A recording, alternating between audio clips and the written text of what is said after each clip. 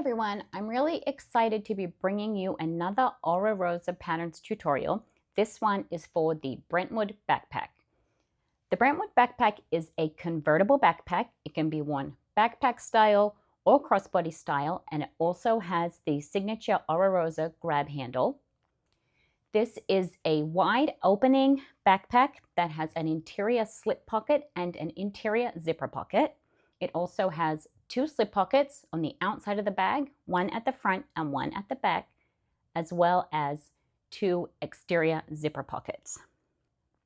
The strap is a two-tone continuous strap. It has a double zipper pull closure. It uses binding to attach the base, and it has darts on the front and the back to give the bag some more depth. This is a really unique sew. This comes together in a really clever way, and I really hope that you will enjoy putting it together. So let's get going.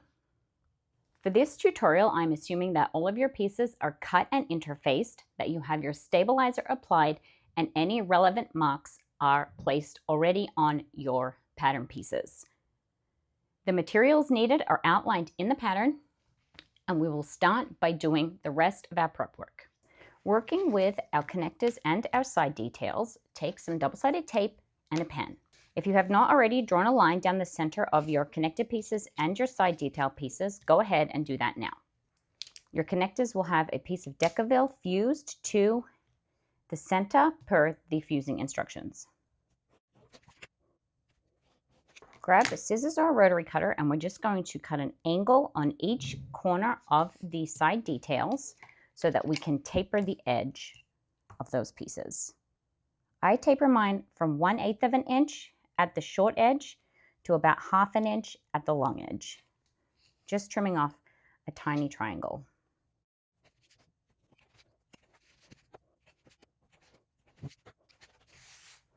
With lines down the centers of all of those 4 pieces, we're going to put a strip of double-sided tape down that line. I'm using 3/8 of an inch double-sided tape. 3/8 of an inch or 1/2 an inch would be good for this. We're not going to be sewing along that center, so you don't have to be too concerned about keeping it out of your seam allowances. First, working with the side details, peel the backing off that double-sided tape, and then you're going to fold the long raw edge in to meet that center line, pressing it down firmly onto that double-sided tape.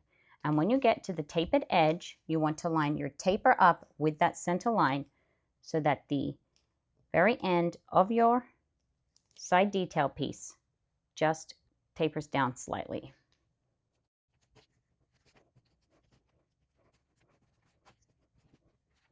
You can use a seam roller to press those folds.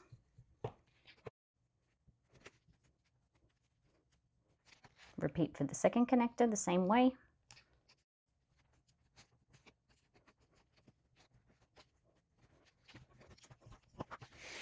Take your connector pieces, and we're going to fold the top and bottom edges to meet that center line, wrapping it around that stabilizer and lining up the edges at the side.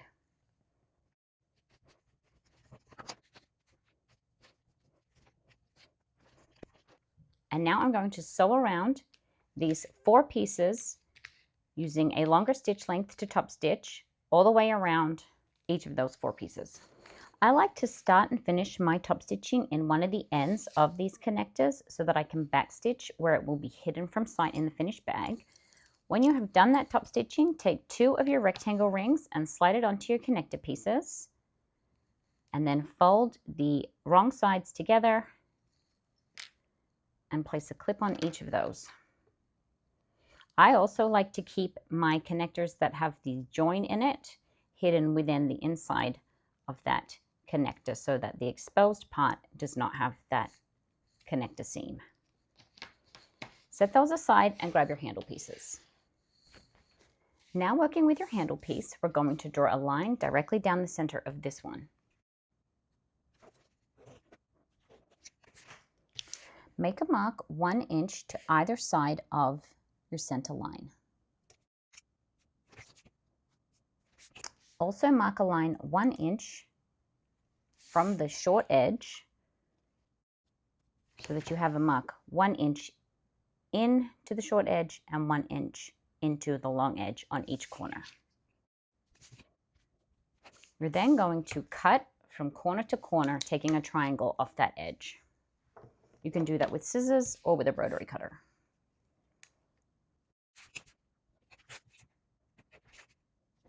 Take your double-sided tape again, and we're going to put a strip along this line. When we fold the handle, we will be doing a double fold, folding the long edge into the line and then folding it in half again. And when we top stitch in some sections of the handle, we will be sewing along this edge. So if your machine struggles sewing through double-sided tape, you want to keep it 1/8 of an inch from the line on either side or outside of that. I'm using 1/4 inch double-sided tape for this, and I'm going to stick it directly down the line so that when I'm top stitching, I should just miss that double-sided tape. Alternatively, you can do 2 strips of 1/8 of an inch just outside of 1/8 so that your needle will hit inside that tape line.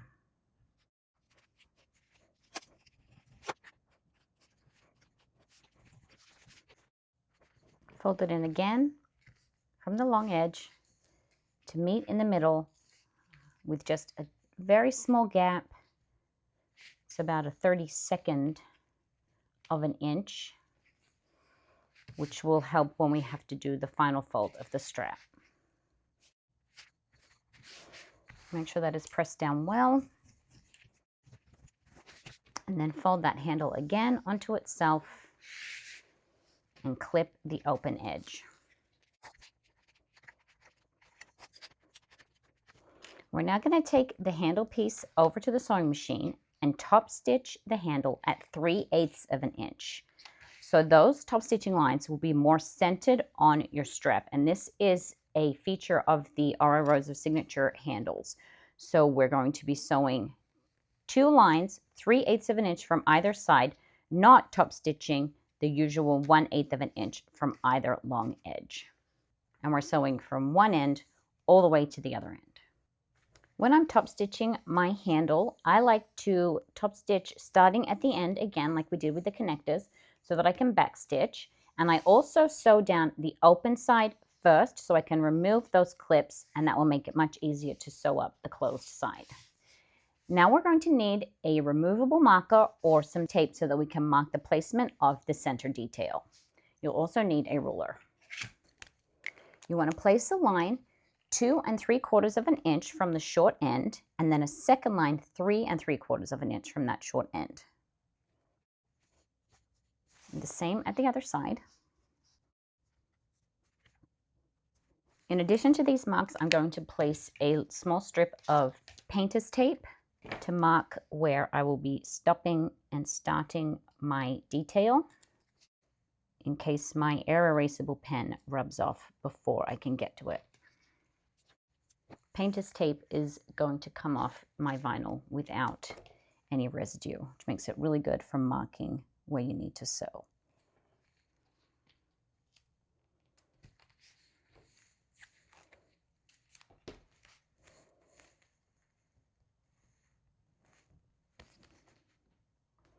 Double check your measurements. There should be 1 inch between your marks. And then what we're going to do is we're going to sew a rectangle around the strap. When you sew the rectangle between these 2 marks, you're going to start at the open edge with long tails, sewing at 1/8 of an inch all the way down until you get to the mark, pivot, sew across, pivot again, sew up the closed side, pivot again, sew down this end, and a final pivot to come along this side where you'll stop where you started, again with long tails, and we'll pull them through and then hide them within the 2 layers of the folded handle. Starting at the open side, using a longer stitch length and a 1/8 of an inch seam allowance, not back stitching, keeping long tails, I'm going to sew straight down this side. Slow down as I approach my mark to make sure that it's going to hit in the right spot. Rotate 90 degrees and sew directly next to that painter's tape, or if you've drawn a line, that line. Making sure that you did not skip that corner stitch. Turn it again.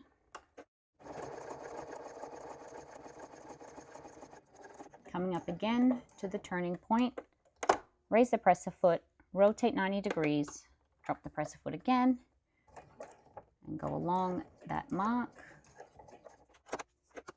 If when you turn, you can see that your stitch has not hit at quite the right spot, you can raise your presser foot and readjust the needle position. And then when you're happy, continue down to meet back up with where we started. Check your position.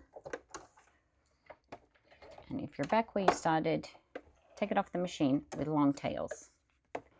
Fold open the open side of your strap, and we're just going to pull those threads in between the layers there using the blunt end of a needle, being very careful that they don't snap.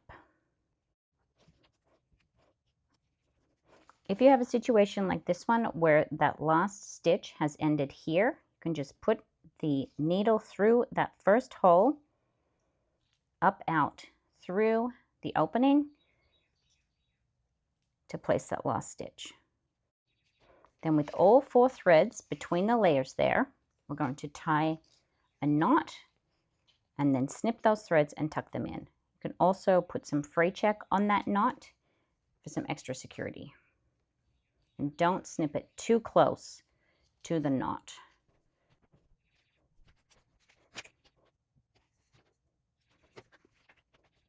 And then you can just gently tuck those threads between the layers. Place the handle aside for now, leaving the marks in place, and take your strap handle cover. Using a ruler, we're going to draw a line that is 3/8 of an inch in from either short edge and also from the long edge that does not have the stabilizer. We're now going to trim the corners off this strap handle cover. We want to cut this corner so that the measurement of the cut corner is 1 inch. So taking your grid ruler, you're going to line it up so that there is 1 inch from this edge to this edge, going through the point where the lines we just drew cross over. And then we're going to cut on that line. And then just cutting across that line. Place double-sided tape just inside the lines that we drew. Fold the edges of your strap handle, your strap cover, up to meet the edge of the stabilizer piece. The stabilizer piece should be centered from the short sides and butting up to meet the edge of one long side. And when you fold the edges in, the corners here should meet up at a 45-degree angle. I'm now going to sew around the 3 folded sides of this strap cover piece. Once this piece is top stitched around those 3 folded sides, turn it over, and on the back you're going to draw and mark a line 7/8 from the unsewn edge, and then set that aside. Take your strap number 1, which is the wider of your 2 straps, and you're going to draw a line that is 1 inch from the long edge straight down the center of the entire strap.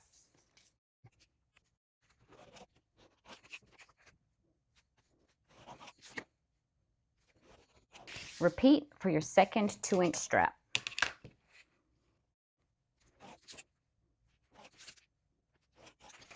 Take your narrowest strap piece and draw a line straight down the center at 3/4 of an inch.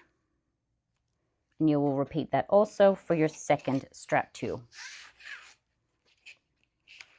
For my strap 2, I have a strip of interfacing fused to the center as I'm doing an all vinyl strap, and that can help decrease stretching over time. Stretching of your vinyl strap can lead to cracking So if you can reduce that stretching by adding some stabilizer, a bit of interfacing or gross grain ribbon, that will prolong the life of your strap.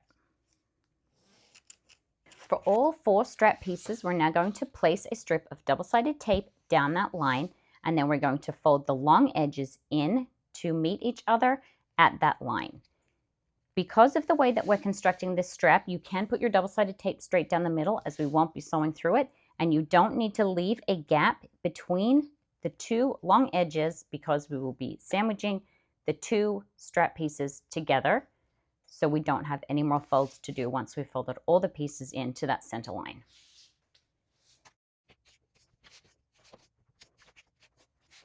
When I'm folding my strap pieces to the center, I start in the middle of my strap and fold out to one edge and then back to the other edge to reduce any waves or twisting in my strap. And then I will press my folds with my seam roller. Repeat the same way for all 4 strap pieces.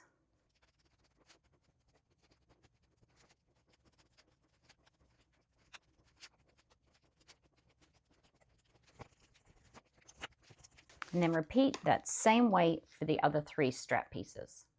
With all 4 of those strap pieces folded in to meet the center line, take your double-sided tape and run a strip down the seam on the wrong side of your wider strap.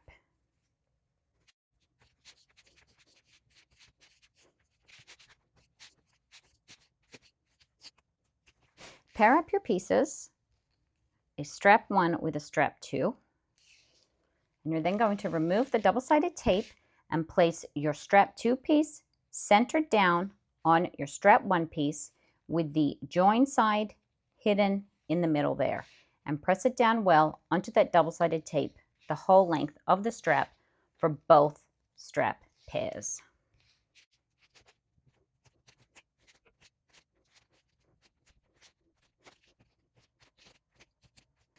With the 2 vinyl straps ready to go, we're going to take these over to the sewing machine and sew around the entire strap at 1/4 of an inch.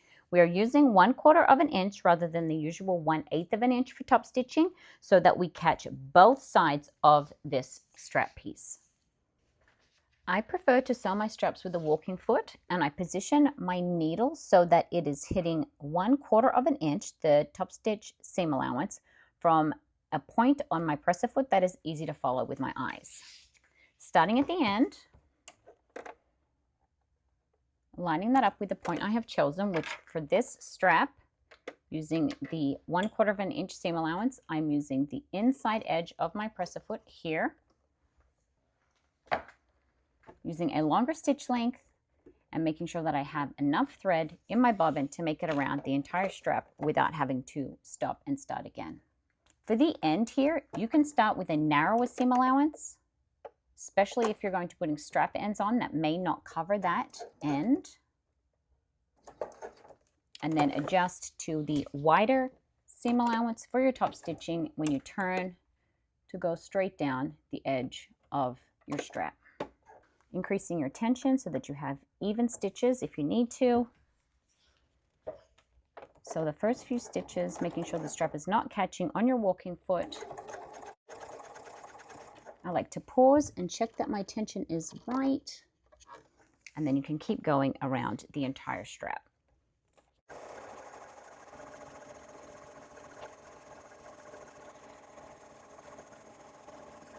Turn within the edge of the strap where your strap and cover will be.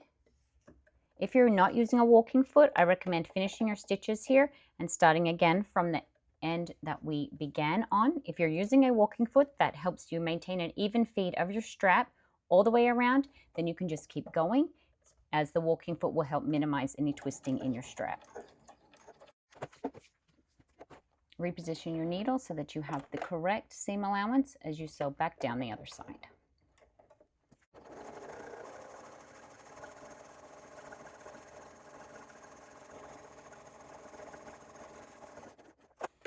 And then you can back stitch at the end there to secure all of those stitches and repeat for your second strap.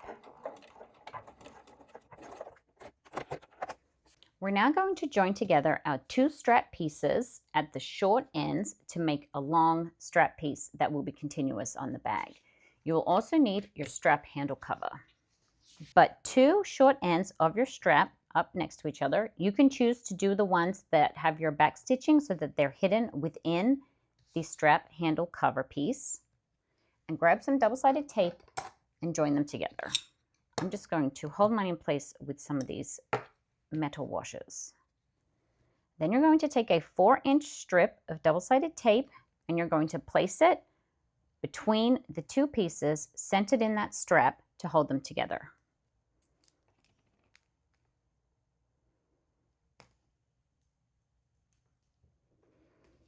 What we're then going to do is sew a rectangle around that piece of double-sided tape to secure the two raw ends to make one long strap. Take your strap handle cover and place it stabilized side up on your cutting table and remove the backing from the joint in that strap. You're going to line up a center mark on your strap handle cover with the center joint in that strap. So grab a pen and mark the center on your strap cover. Lay the strap down, lining up the seam with that mark and the edge with the line on your handle cover. There will be a slight excess of the strap on this side. Turn this over, and now we are going to sew the strap cover to the strap itself. We're going to sew a rectangle on the top of the strap, but we're going to stay about 1/2 inch from this edge of the strap here, as what we will do is fold the handle cover around like so, and you don't want your stitches to be seen from the front. So you want to make sure you're staying 1/2 inch from this edge here, where this is sticking out, and sewing a rectangle onto your strap. We now need to wrap the strap handle cover around the strap.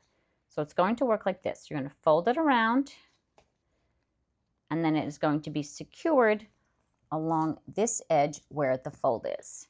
You can super glue that as is directed in the instructions, just being careful with your vinyl. Other options, if you don't want to super glue it, would be to place some rivets or even to sew another line to secure that down. I'm going to show you how I'm going to super glue mine just by placing some super glue along this folded edge here, pressing it in place, and then securing that with some clips while it dries. Make sure that you've got something on your work surface to protect it. I'm going to fold it this way first. Use my weights to keep it in place. And then just put the super glue along this edge. Being very careful to keep it inside that top stitching line, just along that edge of the fold. Spread it out, and then you're just going to fold that edge up, tuck it around the strap, press it down.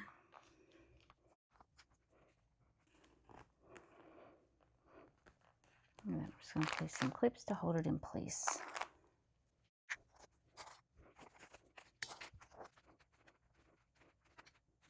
Now we're going to get organized into packs. Pack 1 is your exterior back pocket and handles. Pack 2 is your exterior front pocket. Pack 3 is your linings. Pack 4 is your main zipper. Pack 5 is the exterior pockets for the front and back. And pack 6 is the bottom of the bag and the binding. Working now with pack 1, back top panel with handle. The first thing to do is take your 2 rectangle rings and slide them on to your handle. And using clips, secure them in the center so that they don't fall off and they're kept out of the way. Take a ruler and mark the center of your back top piece. We now need to secure our handle to this panel. Take your ruler, preferably one that is 4 inches wide, and place it over that center mark. And we're then going to place our strap on either side of this ruler. Place a strip of double-sided tape that is 2.5 inches long from the raw edge of your handle on both ends. Using a ruler, and if you don't have a 4-inch wide ruler, you can just draw a line on either side of the ruler to line up your strap. You're going to peel off the double-sided tape and stick down your handle with the open edge facing towards the center. Make sure again that your rectangle rings are in place. What we're now going to do is sew the handle to this top panel.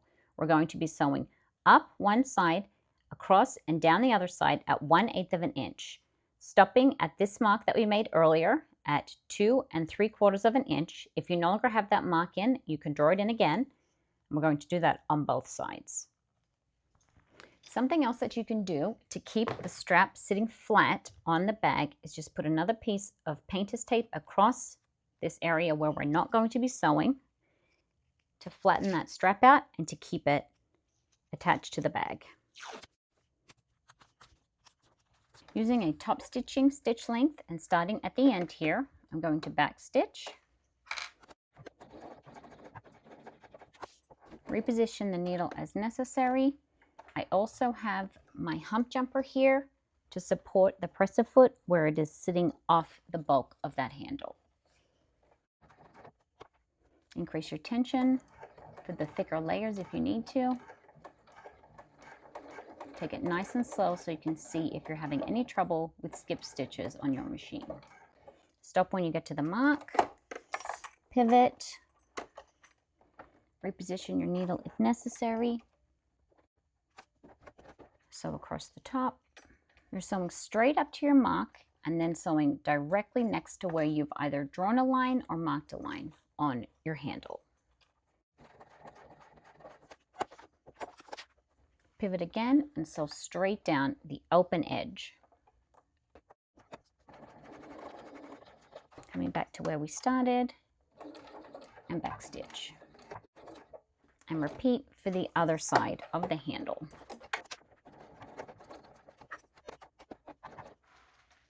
If your machine does struggle a little bit with the layers here and you have a presser foot that is hanging off, you can just tuck your hump jumper underneath to support that presser foot or some folded vinyl as you sew up the edge.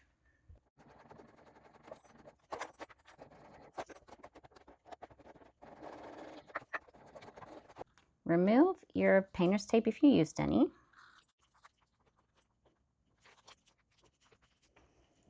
Then slide the rectangle rings down to hang over where we just sewed on those handles. I'm going to put my painter's tape that I just removed just over those just to keep them in place so that we can mark where our rivets are going to go. It's important to put your connectors down here where they will sit rather than marking and punching your holes when they're at the top here, so that you have the curve where the strap, where the handle goes over that rectangle ring accounted for in your rivet placement. If you mark and punch your hole when your rectangle ring is up here, then there's going to be mismatch between the mark on your top panel and your handle piece. I'm going to do the same thing again with the painter's tape at the top of the strap above where we're going to make those marks, just to keep it nice and straight. Now take your ruler and you're going to measure 1/4 of an inch down from the bottom of the stitch line that we made during the prep phase.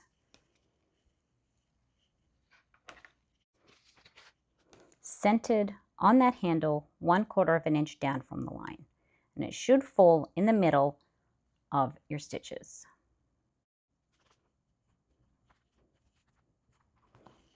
We're now going to punch a hole for that rivet, and we're punching through the entire folded handle as well as our top panel piece to go all the way through to the back. This can be a little tricky to do with your regular punch, so instead I'm going to be using a Japanese screw punch to punch my holes through all those layers. If you're going to use one of these screw punches, you just want to make sure that you have something underneath your project, as it's going to punch right through and there's no backing on this. Center it over the mark, and then you just screw down, and it will punch right through your layers.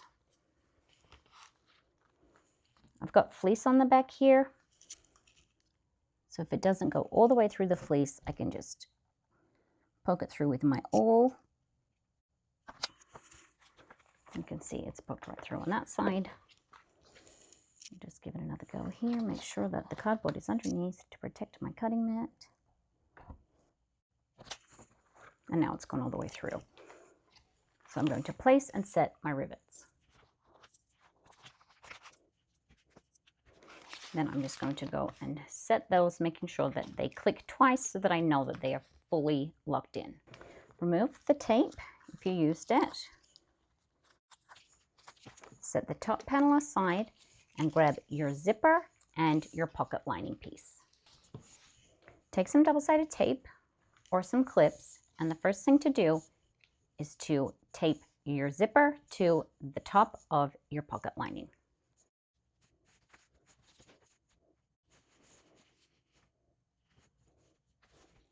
We're then going to baste that zipper in place at 1/8 of an inch.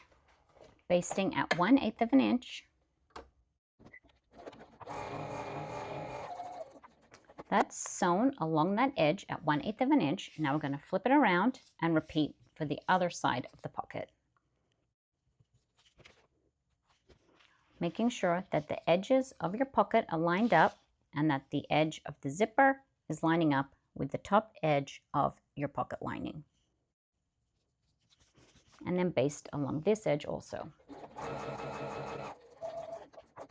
Take your main lower panel and again your double-sided tape or clips, place it along the edge, and then you're going to face your zipper right sides together with the lower pocket panel, with this part of the zipper below the edge. Center that up. You can use your cutting mat as a guide to make sure that it's centered. And you can see here, we have the main lower panel that is right sides together with our zipper tape, and the pocket lining is this way. So the pocket lining with the zipper here, face down on the lower front panel. We're then going to sew along here at 3/8 of an inch, going all the way from one edge of the lower front exterior panel to the other end.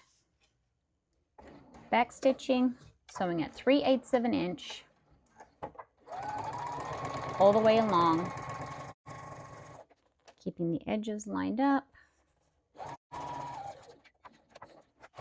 So we've sewn through the exterior panel, the zipper, and the pocket lining. And here, this side of the pocket lining is still unsewn. The next step is to open out a zipper tape. But before I do so, I'm just going to melt the ends of that zipper so that it doesn't fray. And then I'm also going to mark which side of the zipper has the tooth that is sticking further out.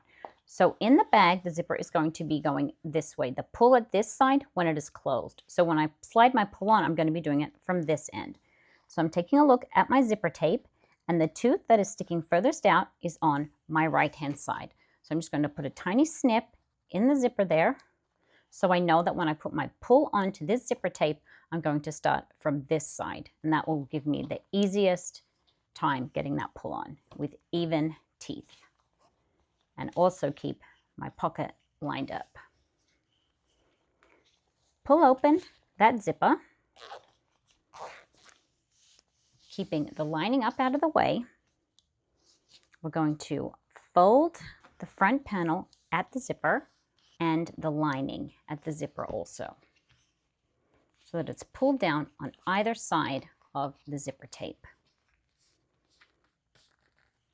And then we're going to go and top stitch along here, sewing through the front panel, the zipper tape, and the pocket lining. Top stitching the lower main panel and the lining.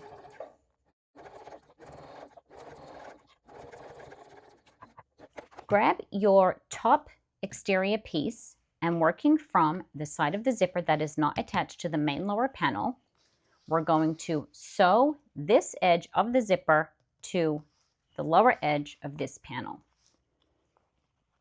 You can use double-sided tape or clips to do this. We're just going to center that zipper up onto this edge of the back top panel. Attaching the zipper tape so that the teeth are right side down, centered up, and then you're going to sew along here, again at 3/8 of an inch, and you will be sewing through the pocket lining that you can see the back of, your zipper tape, and your top panel, as well as the ends of your handle. Starting at the end, beyond where the edge of the pocket lining is, sewing at 3/8 of an inch. Taking care as you go over the ends of the handles, use your hump jumper if you need to.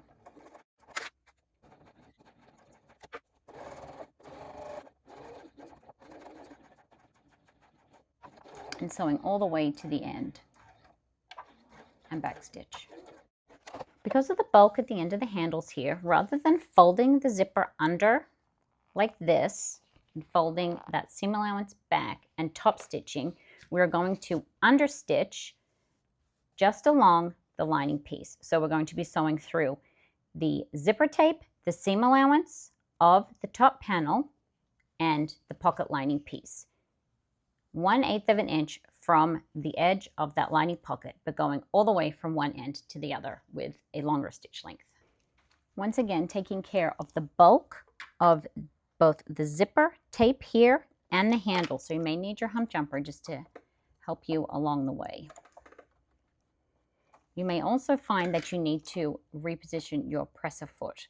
So normally I would top stitch with my needle in the far left position, but because that is going to put this side of the presser foot right on that zipper, I'm actually going to slide my presser foot over, put my needle in the far right position, and use this outside edge to get a straight line. You can also use a narrow foot if you have one, rather than a full-sized presser foot, and that will help you with all this bulk here.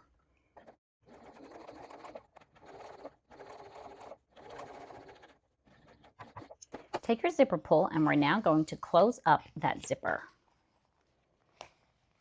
If you marked your side earlier, slide your zipper head onto that side of your zipper until it is almost at the end of your pull. Take the other side and slide it up to meet that zipper tape. When you feel them click together, pull the side that you started on slightly forward and then push on the back of your zipper head. It gets a little bit fiddly because of the bulk here. Just keep them lined up, and when you feel the click, push, slide it on. Make sure that you haven't missed any teeth, and then slide it all the way off to completely close that zipper. Keep that zipper pull there, but do not slide it back on at the moment. Turn the entire panel over, and where your top panel meets your zipper, we're just going to trim this. Now, you may have to remove some of your basting stitches to be able to do that. We just want to trim the corner here where the panel meets the zipper, not any of your lining.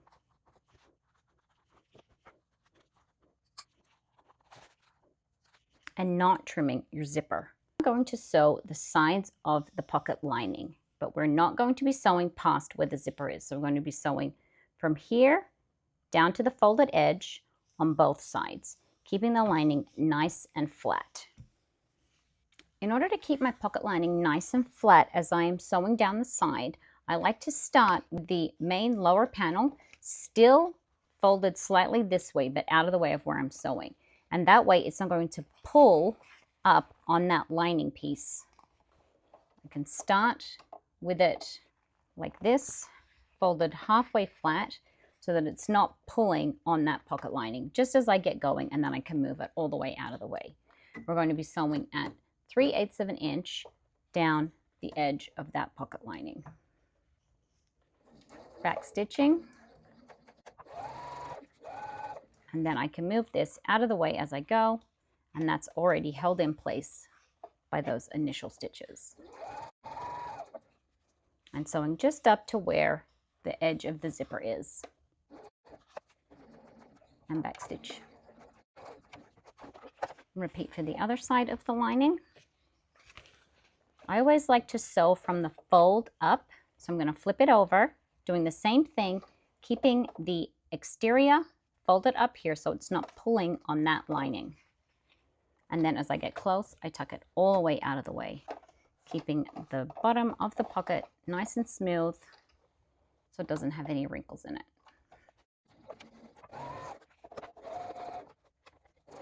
Making sure that the exterior is out of the way, but sewing all the way up to the edge of that zipper tape. And back stitching. Trim this seam allowance down to 1/8 of an inch and trim any threads.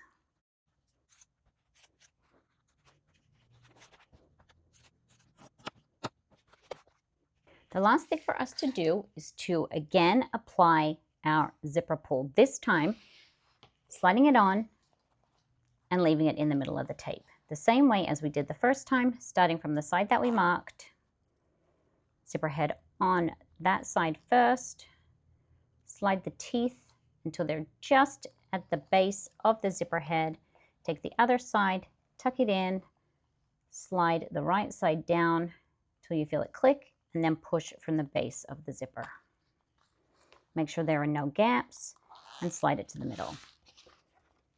And then you can set aside your completed panel and move on to pack 2. From pack 2, take your pocket lining and your zipper, and we are going to baste the top and the bottom to either side of the zipper tape the same way as we did with pack 1.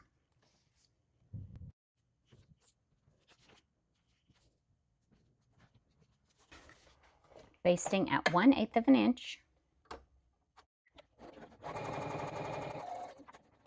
Baste the other side to the other edge of the zipper. Baste the other side of the zipper to the other short edge of the pocket lining. Lining up the edges of the pocket the same way as we did with the pack 1. And then sewing along here again at 1/8 of an inch.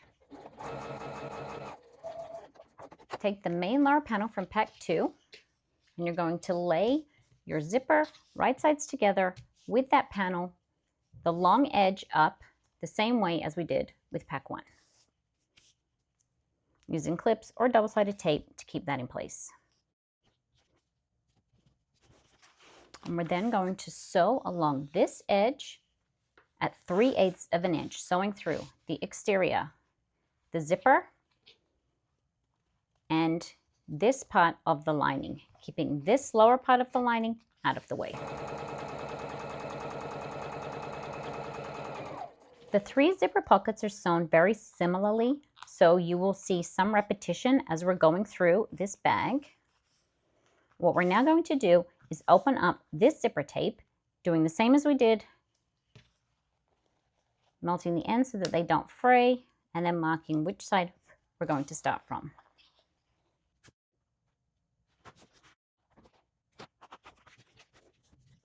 Fold that lining down and the main lower panel, and then I will top stitch along this edge.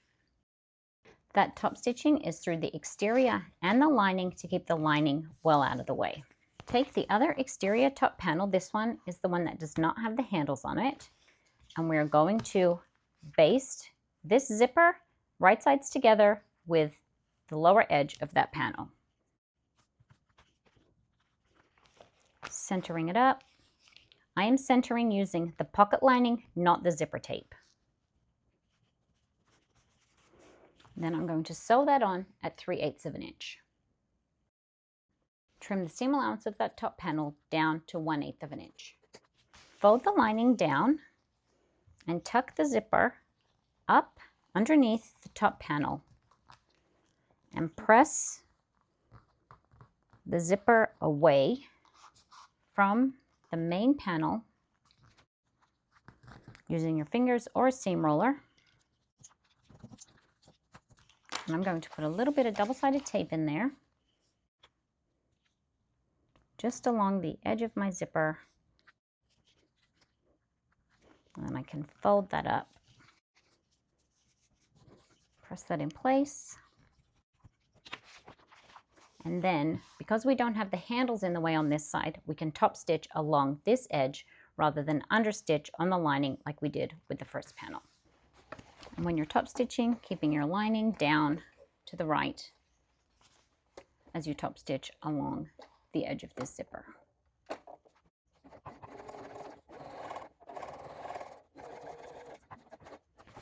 Take your zipper pull, go to the end that you marked earlier and slide that pull on.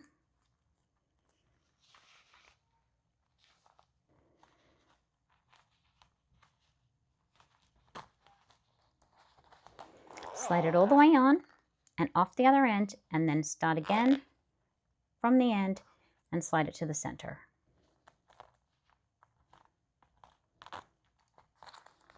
Making sure there's no teeth that are missed.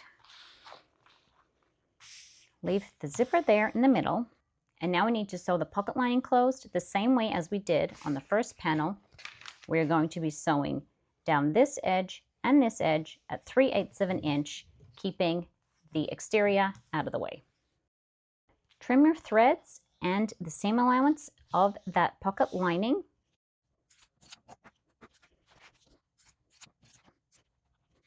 We can set that aside and grab pack 3. From pack 3, grab your top panel lining, the front zipper panel, the zippered pocket front, the zippered pocket lining, your zipper, and your zipper pull. The zipper pocket installation on this lining piece is the same as we just did for the exterior front. So we're going to be going through the exact same steps. If you need to revisit any steps, you can head back and watch me do it when I did it on the exterior front, rather than me having to repeat everything immediately after we just did it. So we're going to go through this one kind of quickly. Grab your pocket lining, and basting both sides of the zipper to that pocket lining.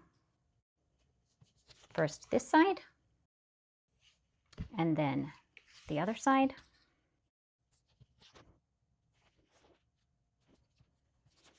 Making sure those edges are lined up, and then sewing across here again. Take the zipper pocket front, and then sewing the zipper right sides together with the lining up through these same layers.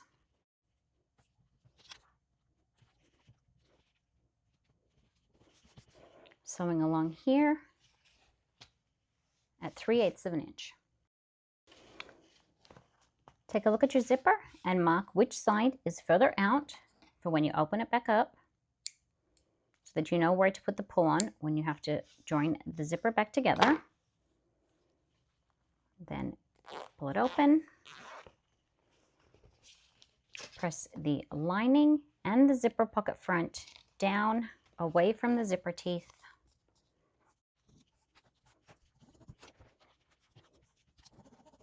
And then top stitch along this edge, sewing through the pocket front, the pocket lining, and of course your zipper. Take your lining top panel, and we're going to use double-sided tape to stick this edge of the zipper to the lower edge of the panel, or using clips if you prefer. Making sure that it is centered up.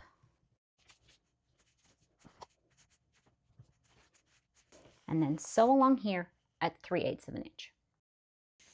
It now looks like this, and then we're going to tuck that zipper up underneath and press down the lining. You can trim through this seam allowance here if you want to. Mine is just quilting cotton, so I'm not going to worry about it for this one.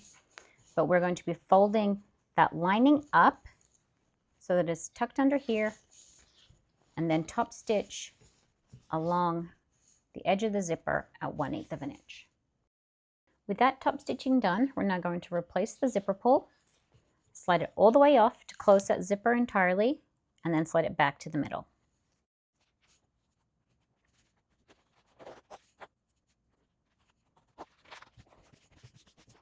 And then we're going to close up the sides of this pocket lining.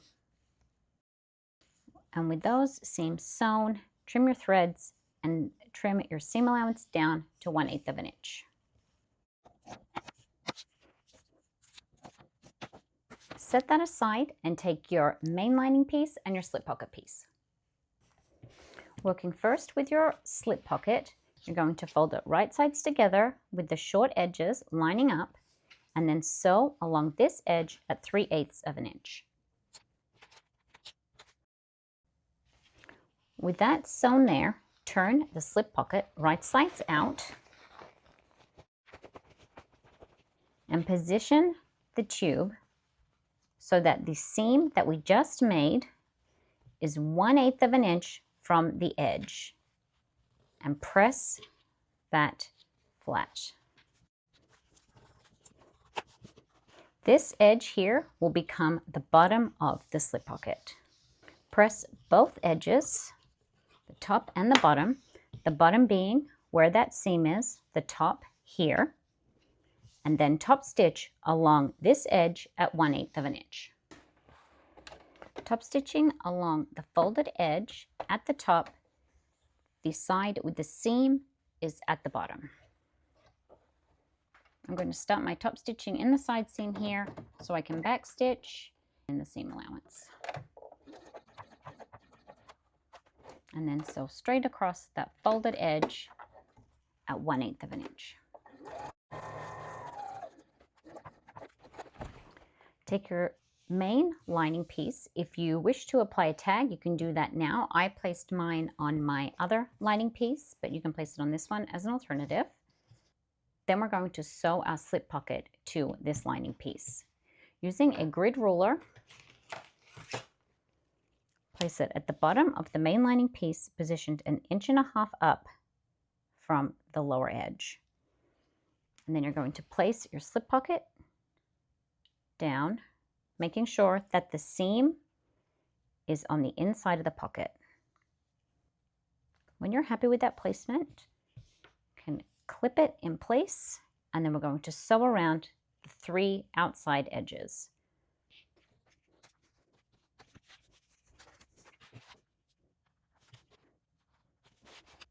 We're then going to sew all the way around at 1/8 of an inch. I like to use a shorter stitch length in the side seam. And then when I get to the bottom, I lengthen my stitch slightly to better match the top stitching at the upper edge of the pocket, but still being secure enough to keep that bottom of the pocket closed.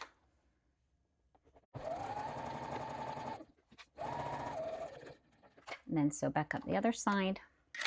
You can always add a second line of stitches along the bottom there, just inside your first line, if you're concerned about the stitches coming undone.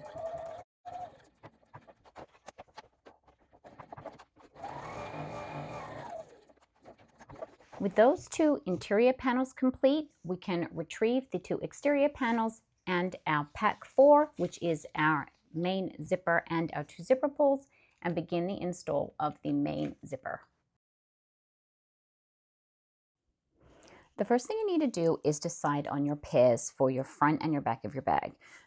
I'm going to use my back exterior panel and my interior with the zipper pocket as one pair, and then my slip pocket and the exterior front as my other pair. I'm going to work with this side first, as it's easier on the one with no handle, so that you can get the hang of it, and then repeat the steps for the second side of the bag. Take your zipper tape, and the first thing that you're going to do is take a look at the end of your zipper tape and determine which tooth is sticking further out, as we need to work with our zipper tape fully separated, and this will help you to get your zipper to line back up when we're finishing the bag. I like to put a little snip on the side that has a zipper tooth further out, like so, on both ends. You want to look from the end, not from the front, as sometimes it appears that one side is further out, but it's actually half a tooth on the other side. So just marking that side. And I'm also going to mark the center.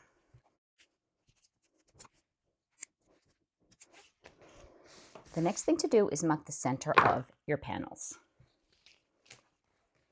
You can mark that with a small snip or with a pen, making sure that you're lining up your curves and all the way down the sides of your bag. We then need to secure the zipper tape to one side. Pull your zipper tape apart,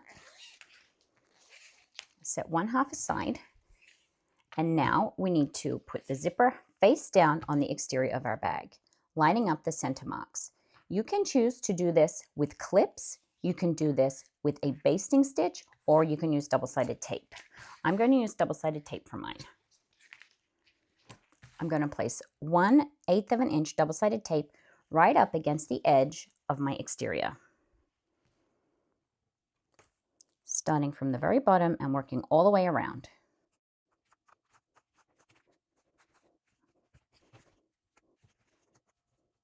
Remove the backing paper and then take your zipper tape and line up the center mark on the tape with the center mark on your exterior.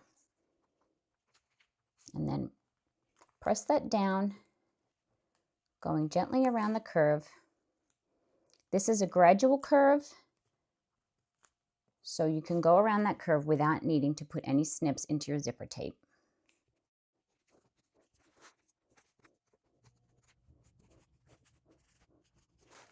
You can choose to baste this zipper in place to the exterior now if you wish. I've got the double-sided tape there, and to save me going back and forth between the cutting table and my sewing machine, I'm just going to leave it with the double-sided tape. Place tape on the lining piece that I matched up earlier.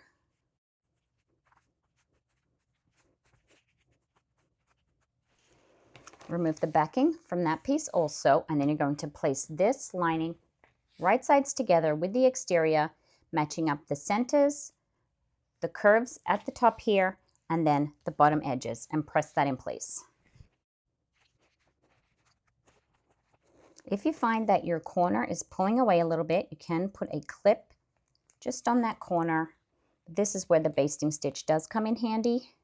So I do recommend putting in the basting stitch just around there to keep that zipper tape nice and snug up to the edge of your exterior.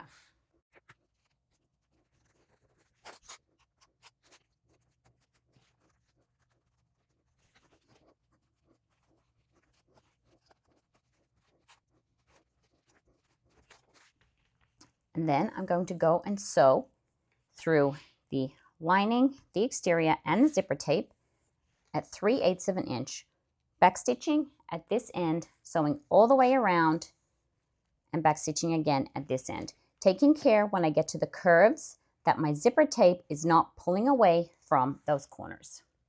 When you are working with two materials of different thickness, it helps to sew with the thinner material down so that your feed dogs can help it feed through evenly. So I'm going to work with my lining side down, making sure that my corners are lining up as best as I can, and then sewing all the way around the edge at 3/8 of an inch. I am using a narrow zipper foot to sew on my zipper. Backstitching and keeping an eye on the edge here to make sure that my layers are lined up and I can see my zipper tape all the way to the edge, and that will help me keep a nice smooth zipper without any waves.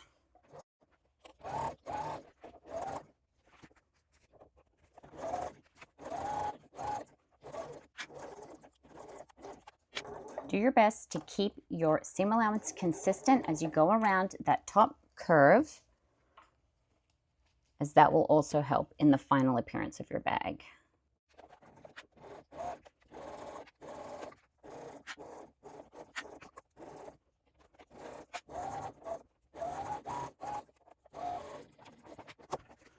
If you did a basting stitch, you can go ahead and remove that basting stitch now.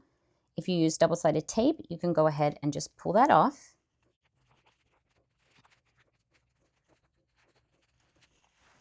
In an effort to reduce bulk around this top zipper, you can trim back your exterior and lining pieces to 1/8 of an inch, not cutting through your zipper tape.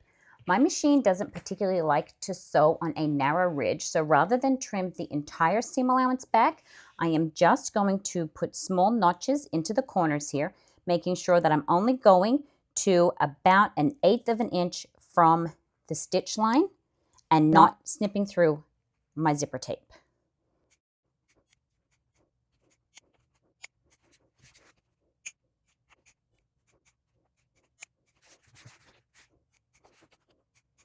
When you turn the bag out the right way around, these curves will tuck in like this, and the notches will help it to curve around without the bulk. If you were going to trim back your seam allowance, this is how it would look. You would remove your basting on the lining side also. Remove your basting, double-sided tape if you used it on the lining side. And then rather than notch just at the corners, you would just trim back your lining like this to 1/8 of an inch all the way around.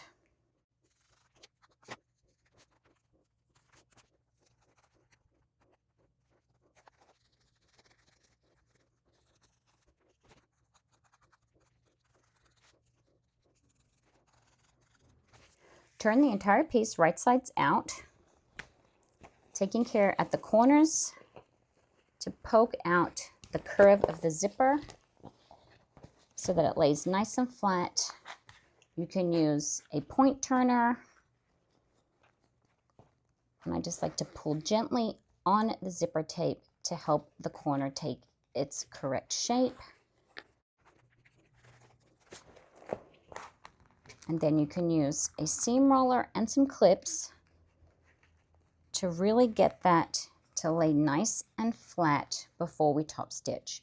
I also like to pull at the bottom here and just pop a clip in on the inside edge of the dot to help it to lay nice and flat and evenly away from the zipper tape.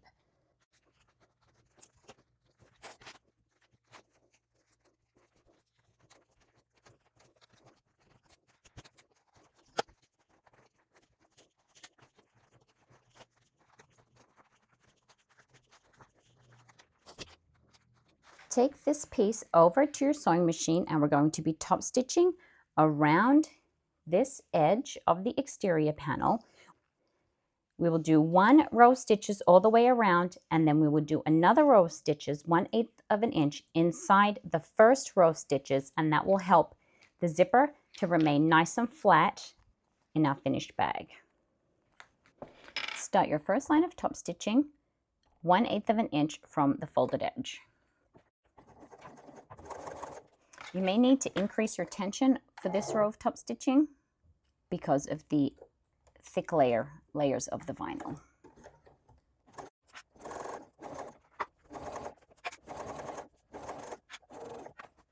Take it nice and slowly when you go around the curve.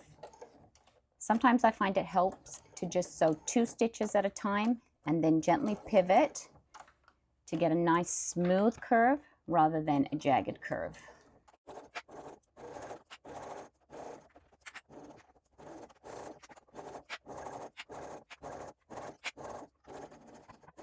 Come back around to where you started and do your second row of stitches.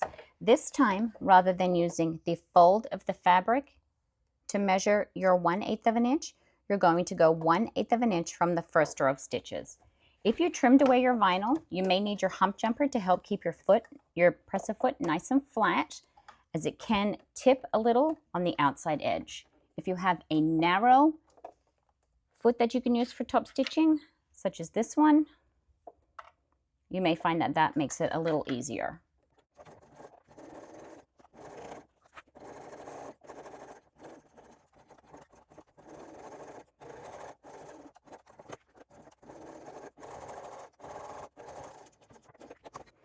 Set that completed panel aside and repeat all of those steps for the remaining exterior and lining panels.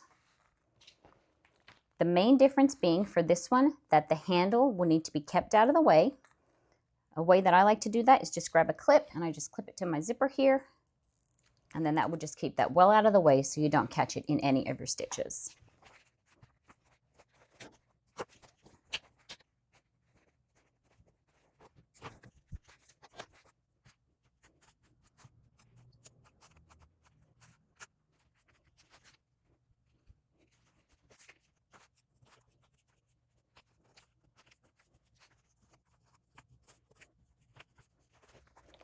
Baste your zipper to the exterior at 1/8 of an inch using a long stitch length and not back stitching, and that will help keep the zipper tape right up against the edge of your panel.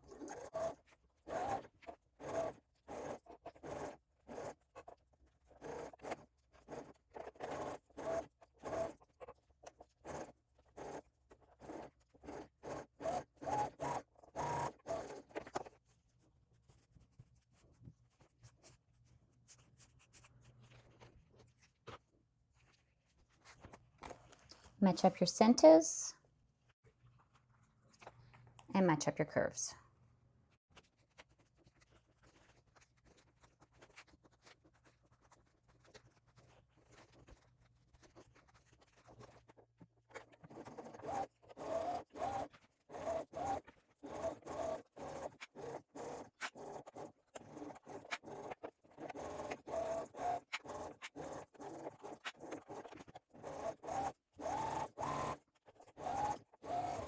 Remove the basting stitches if you use them for your zipper so that you can notch or trim your seam allowance,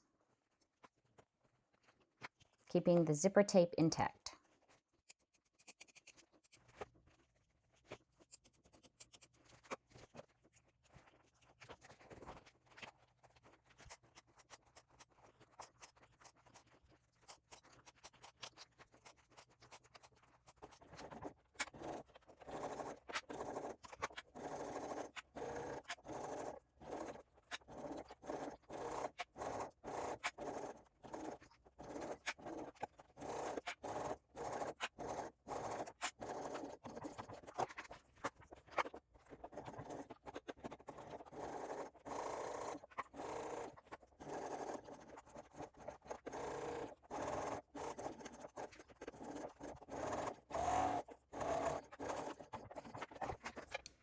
Working now with our 2 completed exterior panels, we are going to sew the dots.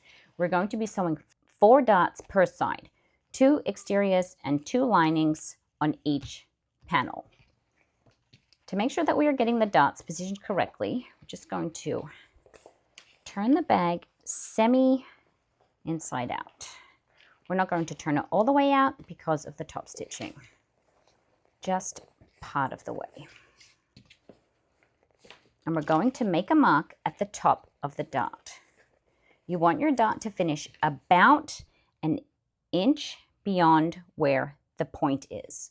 So grab a ruler and a pen, and you're just going to put a little mark an inch up from that point.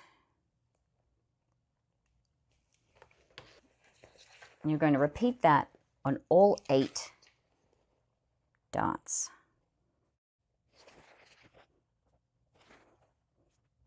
You also want to make sure that your points are even from one side to the other. So if I place my ruler across the bag from the peak of one dot to the next, I'm going to place my mark 1 inch up and 1/4 of an inch in from that point here, and the same on the other side. And then I know that when I sew my dots, if I aim for the same spot, then they'll be even. If I had gone with this original marking, it was going to be uneven. So I'm going with this one here, and then do the same for each side, and that will help them to be nice and even on your finished bag.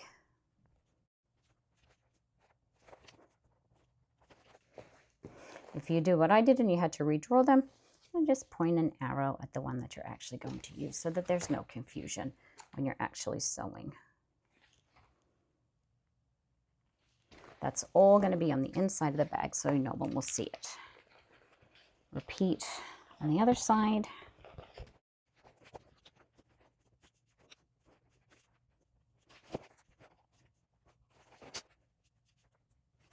I find it easiest to clip my dart doing the lining pieces first so that you can get a good feel of how the dart is supposed to sit.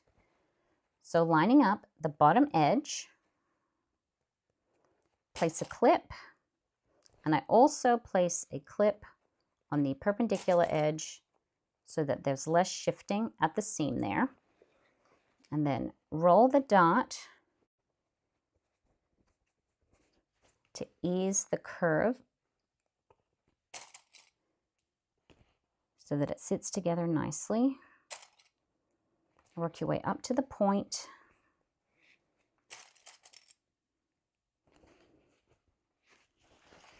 And then you get a feel for how that's supposed to look, and you can see the point that we made here. You do have a little bit of your slip pocket just over the edge there. You're not lining up the edge of the slip pocket, you're lining up the edge of the body part of that lining. So you have that all clipped in place. Then you're going to repeat that for each of the lining pieces and each of the exterior pieces for 8 total.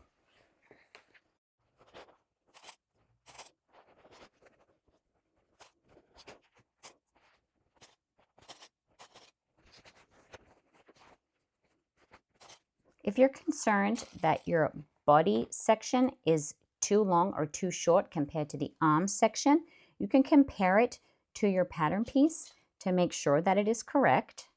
And then you'll know if it's that the measurement is off or if you just need to do a little more easing as you clip together the dot sections. If you tuck your body section over, if you fold it over a little bit, then it can help you to see where the natural curve of the bag will be, and that can help you clip it together a little more flat. Double check that your zipper pulls are on before you sew your dots.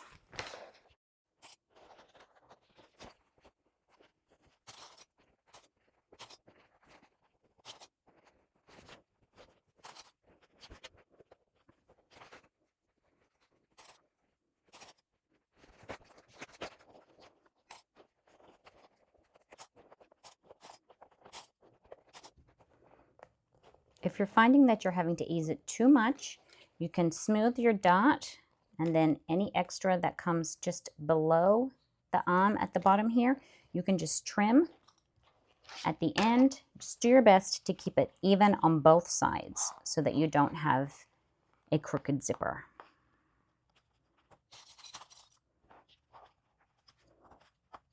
Sometimes the different thickness of the material can play a role. This thicker vinyl here compared to this one for the exterior zipper pocket just is a little stiffer, whereas the thinner one wants to stretch a little more. You just want to keep it as even as you can between both sides. I definitely recommend checking your sewn panel against the lining piece that is the full size to make sure that your finished size after you've put your zipper pocket in is the same as that one solid lining piece. Just check it against that pattern piece. And the last zipper pocket here, you just have to take care when you get to this zipper here. You want to try to fold that zipper tape out a little to keep it as flat as you can. If you need to sew it like this, just be careful of the bulks. You can see it's trimmed there, so that will help. But if you can just fold that a little flatter, then that will help keep the length of your sections more even.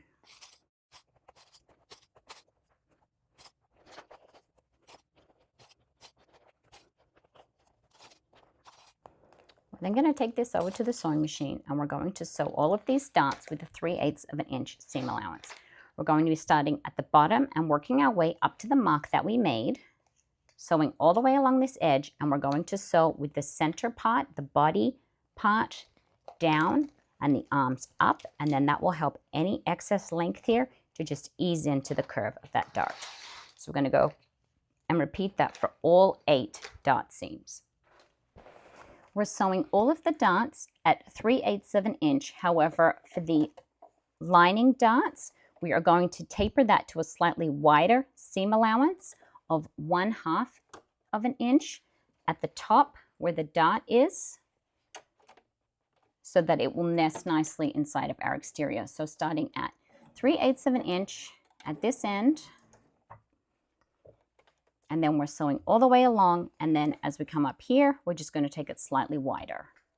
And I like to sew the lining darts first to get a feel for the way the pattern sits, and then you can move on to the slightly trickier exterior with the thicker materials and when it's going to be on the exposed side of the bag.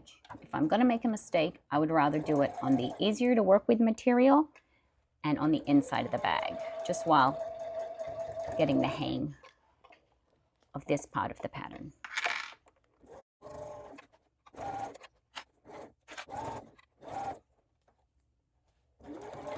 Just following the curve straight up to the mark that we made in the beginning, and back stitching well at the peak of that dart.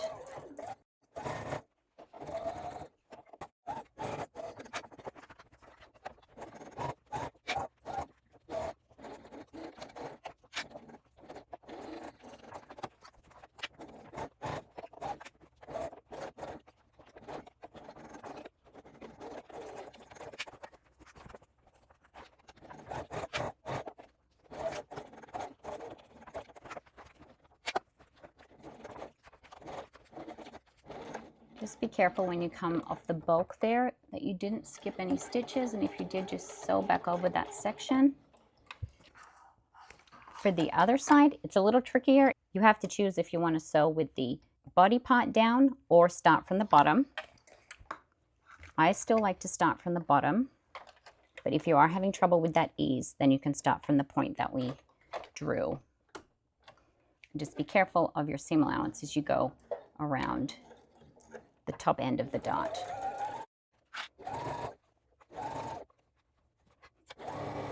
And don't be afraid to readjust it as you need to make sure that you're getting the shape right. Keeping your pockets out of the way on the sections that have the zipper pocket.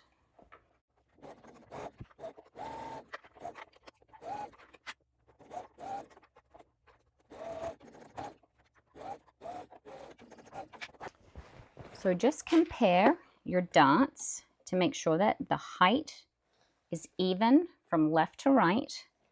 Line it up at the bottom. Check that it's even along here and that the point that they come off is the same on both sides. You want to check that for both lining panels and both exterior panels. And if you're not happy with it, then you just want to sew a second line of stitches to come off at the same point as the other side so that they will match up when you look at your bag front on. This is more important on the exterior than it is for the lining, but it will nest better inside of your exterior if all of the darts are even as much as you are able to. So just comparing the points here all the way along and at the bottom. And then if there's any points that you're not happy with, this is my first line of stitches here, and I've just sewn a second line of stitches to better meet up with the point that will match the other side of that exterior panel. So go ahead and make sure that all of those are even, and then head back over to your table. Trim the seam allowances for all of those darts, but making sure that you don't trim through your zippers. You want to leave the zipper end there. So we're just going to trim here on the ones that have the zippers, which will be 3 of the 4, and then you can trim all the way up on the lining with the slip pocket.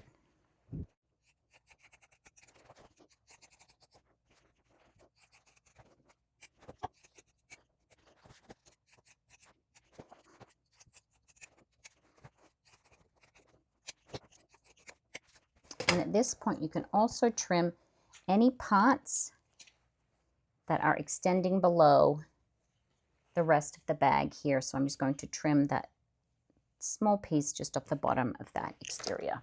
Just being very careful of your exterior arms and your zippers. You just want to make sure that you're trimming only exactly where you need to and nothing else. You can also draw a line across and then cut it with scissors if you're worried about using your rotary cutter there.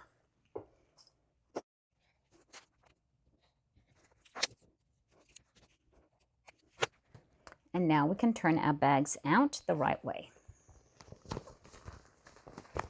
Now we can turn our panels out the right way.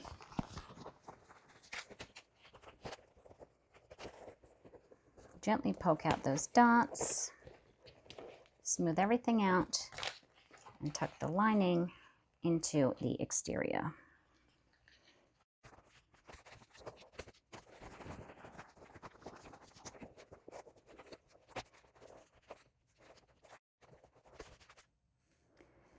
We now need to slide our zipper pulls on to join together the front and back panels. Take your zipper pull and go to one end of your zipper with your exterior panels wrong sides together, exteriors out. And take a look and see where you marked the side of your zipper that had the longer edge. First of all, we're going to see if our zipper still lines up. Slide your zipper pull on, starting from the side that we marked, and then slide your zipper tape further down inside your zipper head. When you feel the two sides of your zipper tape meet, you push on the back of your zipper and slide it on. You want to make sure that there's no skipped teeth. Slide the pull all the way on and off. And then we're going to check if our bag is lined up. If we've done a reasonable job of keeping our zipper tape even between the two sides and marked our centers, then we should find that the bottom of our bag lines up pretty well. If you open that out, you can see here that that's quite good, nice and flat there. This one is just a little lower down.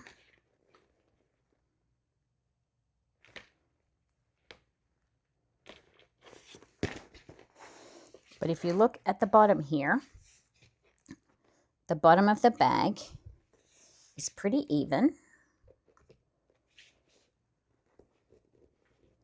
And the curves are nice and even. You also want to check that where your seams are, where we place those dots, line up. So I am happy with that. If you're unhappy with the way that your two panels are lining up, you can take your zipper off and then adjust the placement of your tape so that you are more happy with how the bottom lines up. So if you find that this side, for example, is too far this way, then you're going to want to start your zipper with an extra tooth on the end so that it shifts where the bag sits. But that is good. So I'm going to keep that the way it is. And now we need to turn the bag inside out. So before we do that, I'm going to slide on my two zipper pulls, one from each end, so that when the bag is finished, they'll meet in the middle. If you're confident putting on your zippers, you can do the zipper pull installation with the lining side out from the back so that you don't have to turn your bag out and then risk those pulls coming off. You can also put some clips on the end of your zipper to help keep the zipper pull on after you've installed it, so that when you turn it out, so that the inside of the bag is facing out for the next phase of construction, your pulls are less likely to come off. You can put a couple of stitches in the end, or even use a bulldog clip, and that is less likely to pop off than one of these style of clips. So we're going to open out our main zipper opening, and then we need to turn it so that the inside of the bag is out. So I'm just going to put my thumbs on the zipper here and just tuck that through. making sure that those zipper pulls remain on. And we'll just leave those partially closed. And then we're going to move on to our pack 5.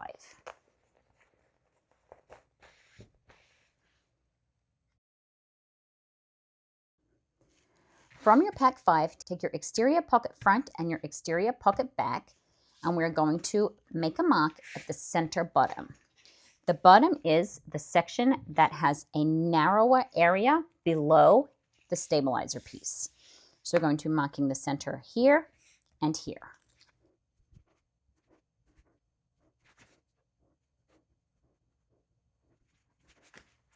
If you're going to be placing a tag on the outside of your bag, this would be the time to do that. If not, take your exterior pocket front lining, lay it right sides together with the exterior pocket front and clip along the top edge. We're then going to sew along this upper edge at 3/8 of an inch, sewing the lining piece to the exterior, making sure again that you have the section with the wider gap from the stabilizer piece at the top.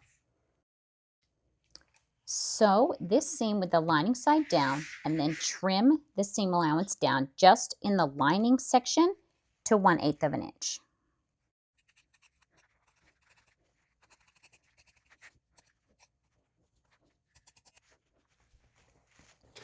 Fold the lining out, seam roll or finger press the lining away from the exterior, and then top stitch along this seam on the lining side at 1/8 of an inch. Repeat the same steps for the exterior pocket back and the exterior pocket back lining, making sure that the part with the bigger gap above the stabilizer again is the top, sewing right sides together at 3/8 of an inch, pressing open that seam, and then top stitching at 1/8 of an inch. Trim the lining just in the seam allowance and any threads. Fold that open and then top stitch along that edge. Working again with the exterior front, take your 2 connectors and place them so that they are 1¼ of an inch up from the bottom corner and clip those in place. You want to make sure that the edge is flush against the edge of your exterior, as that will give the correct angle of your connectors in your finished bag.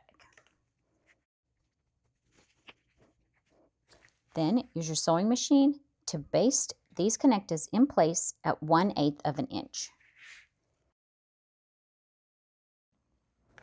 With those connectors basted in place, we're going to mark our rivets. You want to mark that is 3/4 of an inch from the edge and centered on your connector. When I center mine on my connector, I want to center it this way, not in the vertical. So I'm going to get an idea of where 3/4 of an inch is, and then rotate my ruler and make sure that the mark is centered on my tab. You can use a removable pen so that if your measurement is off, you can move it.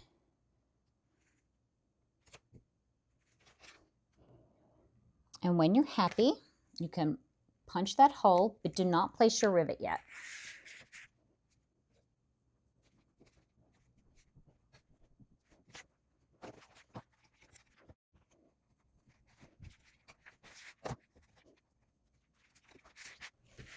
The hole is punched through the connector and the exterior underneath.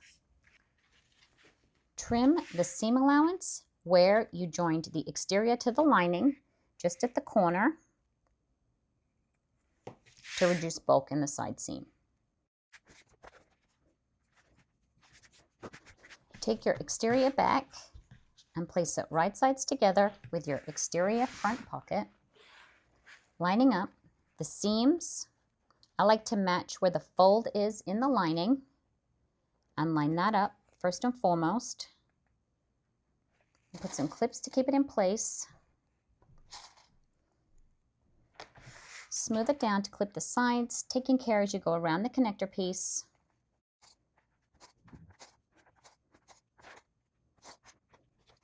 And then to help keep those edges lined up, I just place a staple within the seam allowance. Check that the prongs are folded in nice and flat. And then I will sew down this edge at 3/8 of an inch.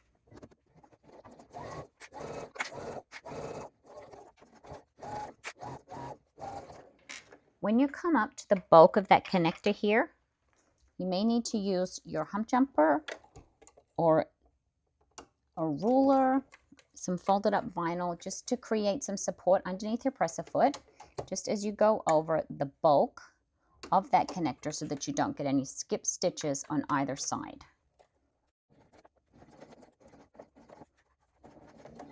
And when you come to the other side of the connector, use your hump jumper again to just catch that presser foot as it comes down off the bulk so that it doesn't jump off and skip the stitches there. And when you're satisfied with how that first stitch line looks, you can go back and sew a second stitch line and or reinforce just over the connector here so that it is less likely to pull out of that seam. Remove the staple if you used one.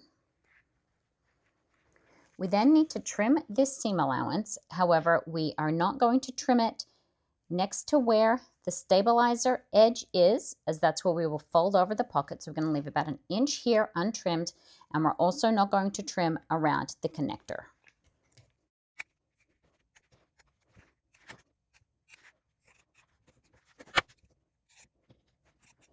You can trim this area here where the join is. If you do choose to do that, I would reinforce your stitches here so that none of your top stitching comes undone. I am just going to go around that section without trimming it. And then repeat the same steps to join the other side to the other edge of the back piece.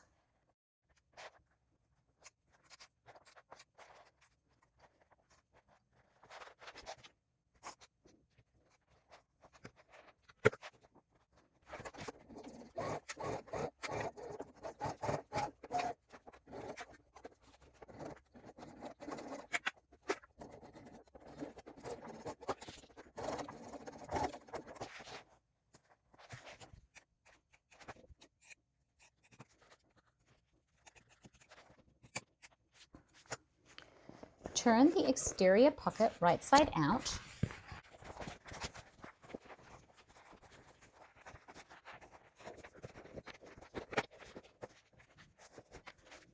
With the bag the right side out, set and place those rivets. Fold the pocket lining in so that the edge of your exterior pocket wraps around the stabilizer, and fold open the section of the stabilizer seam where we left the extra material here so that it sits flat, and then you're folding the pocket around the stabilizer at that point, and continue that all the way around and clip in place.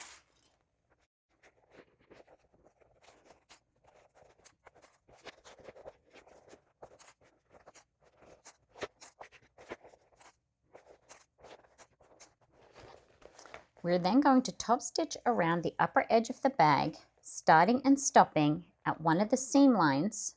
Without back stitching, we'll take long tails and thread them through the join between the two vinyl pieces.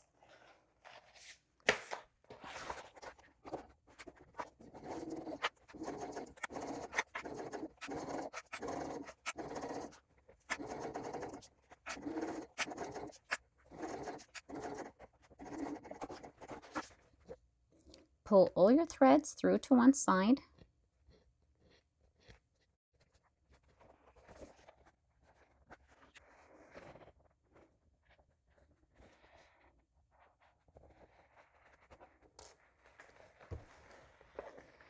Knot the 4 threads together and then thread it between the layers of vinyl at this seam.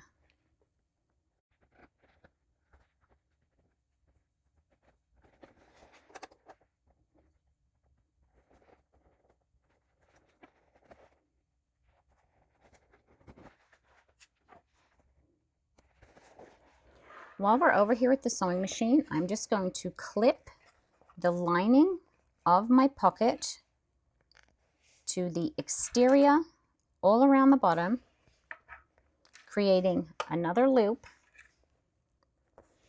and then I will baste the lining to the exterior. When you get to these bottom seams here, you can fold them either the opposite way or butterfly them open. I like to nest them.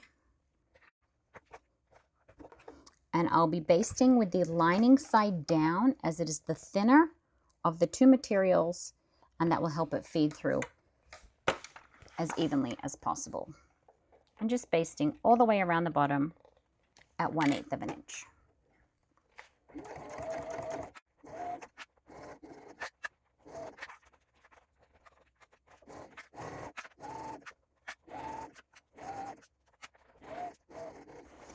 We're now going to baste the lining to the exterior of the main body of the bag, making sure to keep this opening here.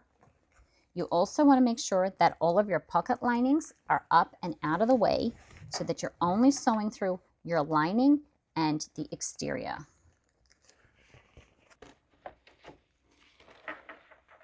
And just sewing from one edge all the way along the bottom, keeping those layers lined up. And again, like we did for the pocket, when you get to these seams, folding them one way or the other, or opening them out.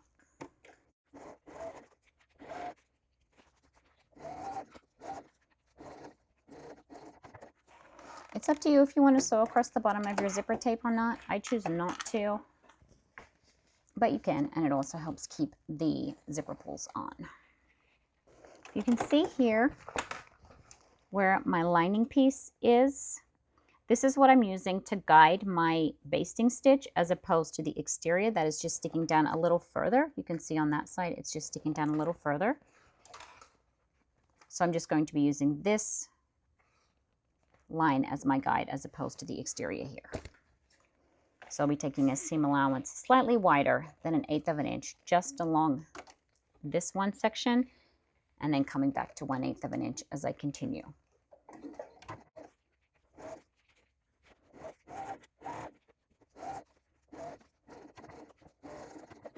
And then you just want to trim to make sure that the bottom of your bag is flat, and you can also trim those zippers.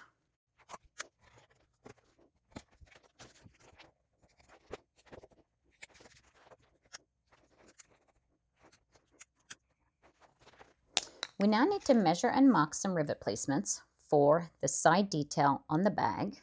Take your ruler and you're going to line it up so that it is 3/4 of an inch from the back seam. You're going to do the same on this side and this side. All of your rivet marks and holes will be in the bigger exterior pocket piece. None of them are in the smaller center section on the back. So we're measuring from this seam. We hold our ruler 3/4 of an inch down from this edge. Just be careful when you're lining yours up that you're not marking it accidentally from this underneath side. You want to be 3/4 of an inch from the upper edge. And then you're going to place 4 marks, measuring in from this seam. The first mark is going to be 1 3/8 of an inch from this seam. The second is 2 3/8 of an inch from that seam. The third is 4 1/8 from that seam.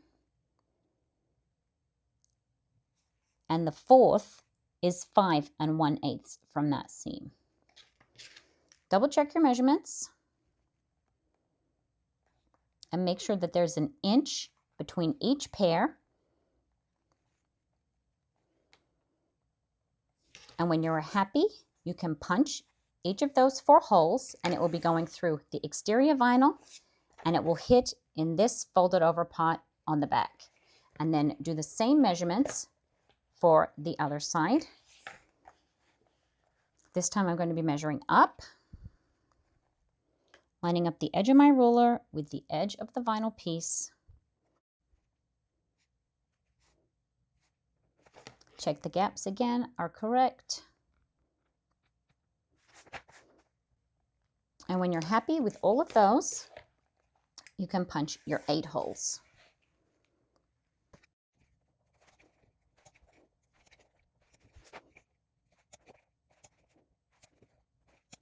We're not placing any of these rivets yet, but turn your pocket wrong side out. If you haven't already, take your main bag piece and mark the center front and the center back by lining up your zippers at the bottom and folding the front and back panels, and then using a pen or doing a small snip, mark that center.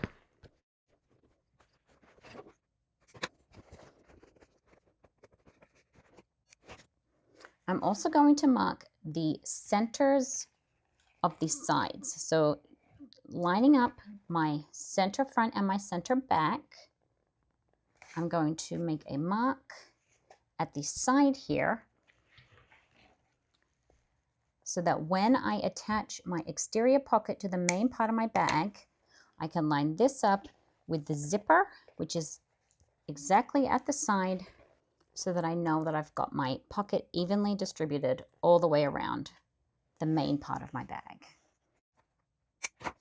So I've got the quarters on this marked, and I can slide that inside the main part of my bag. Take your exterior pocket and making sure that you have the back of the pocket paired up with the back of your bag, the back of the bag being the side with the handle. Slide it inside the main bag piece. You may need to open out your zippers a little more to give you some more room on the inside. Then matching up the center markings on the pocket pieces with the center markings of the main bag body, I'm going to clip those together. Clip them all the way around, easing the pocket so that it lines up evenly all the way around, lining up the zipper with the center side of that pocket. And then working from those 4 points, just ease the pocket around the main part of the bag and clip it in place.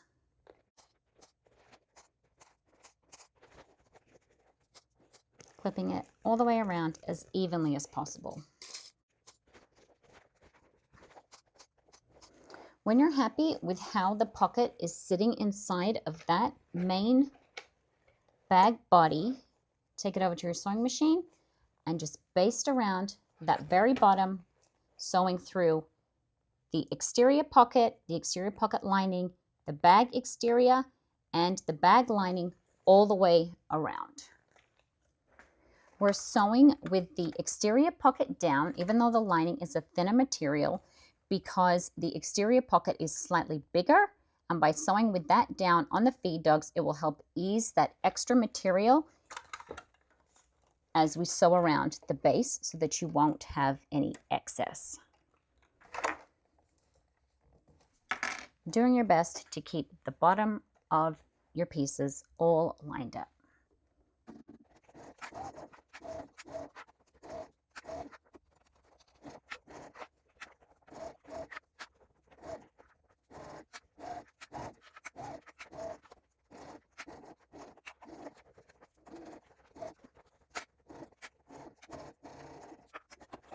When you are happy with that, set the main body of your bag aside and retrieve your pack 6.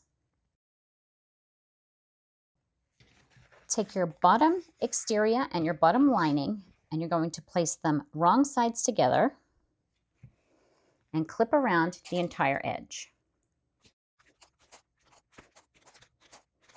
Take the 2 pieces as such and baste at 1/8 of an inch around the entire edge of the bottom. Trim away any parts of the lining that are hanging over the edge of your vinyl base.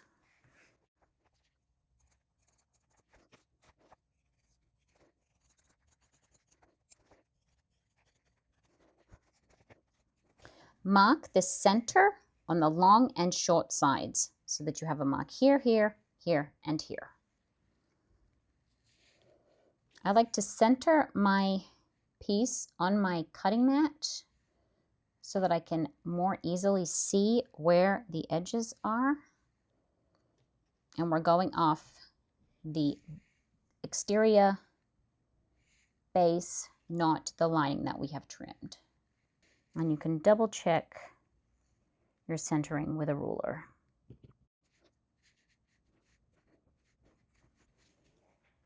Take your base and the main body of your bag, and we are going to begin the process of attaching our base to the main body. There are several steps involved here, so we're just going to take it slowly. We're going to be as patient as we can. The first thing is to line up the center mark that we just made on a long edge with the center mark on the front or the back of our bag body. And then place a clip. And I also like to place a couple of clips on either side to keep that in place. If you put your clips on all the way, as opposed to just like this at the edge, if you put them all the way on, you will find that you will get a much better hold. Flip it over, join the center on the other side, lining up the mark here with the mark on the main body, the same again.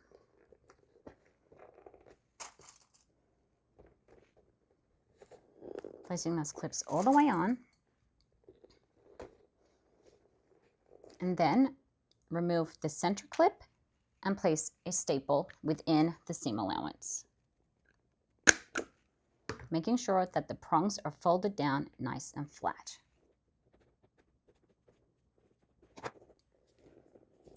And also checking that it is going through all of the layers there. Do the same on the other side. Slide your clips over slightly, remove the center clip, place that staple, make sure it's flat, and then working from the center out, place clips all around the edge.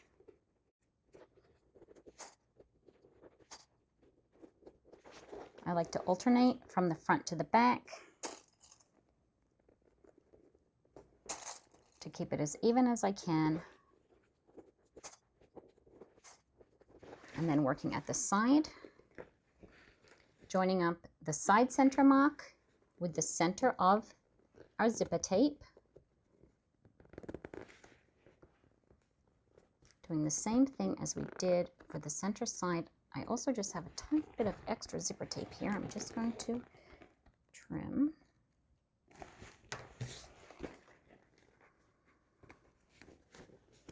Center mark with the center of the zipper.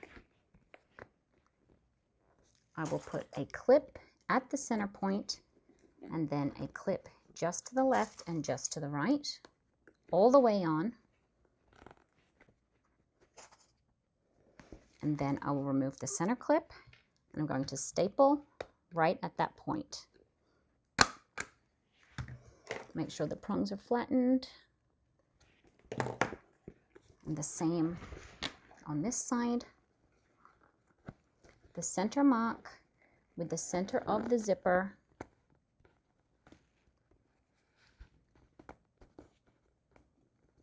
lining it up.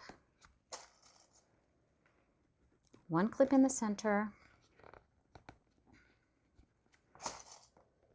one to each side, keeping the edges here lined up as well as I can. Take the center one off, still lined up, staple, press that down, and then we're going to keep working our way around and pick our next point. So I'm going to pick a point that is halfway between those two staples, and that would be right here. Staple on, sorry, clip on first, clip to either side with the base as smoothly clipped on as I can get it. Staple in the center within the seam allowance again, keeping the layers lined up. Check it's going through all the layers, press it down, move to the next corner. We're going to repeat here, here, and here, and then we will place 8 more staples in the gaps and see how it looks.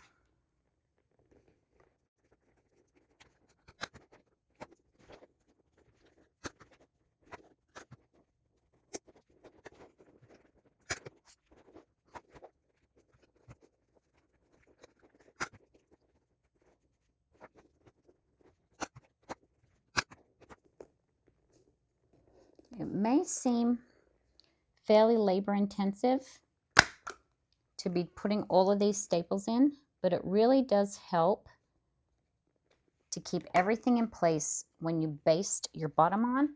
And the better job you do of basting, the easier time you're going to have when it comes to your binding.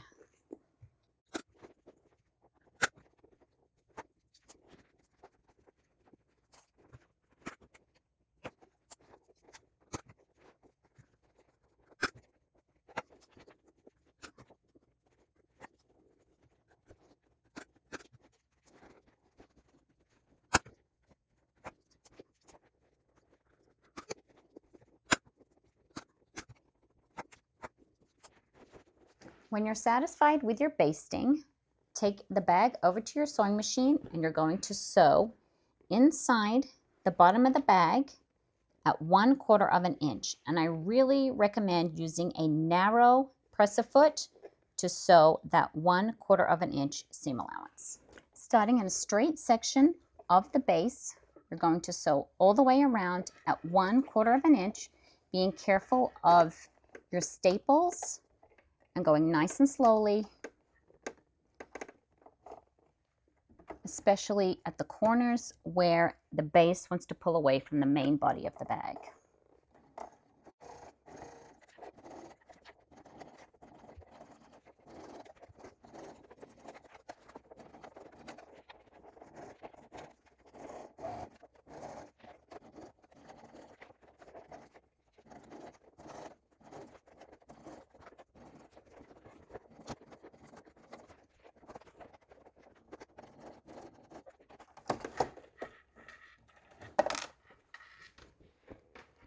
And once you have sewn around the entire base, you can then remove all of those staples. Once you have removed all of the staples from your base, and there may be a lot of them, you're going to take your bias tape. You can also use a piece of waterproof canvas if you prefer to just do the single fold. Take your piece and you're going to fold it 1 inch over from the end and just iron or seam roll a crease into your binding. Using your stapler again, you're going to attach the raw edge of your bias tape to the edge of your bag. I'll show you first with clips and then we will staple it. With the edge folded over here, we're going to make our way all the way around, attaching the bias tape to our bag. Fold it open like this.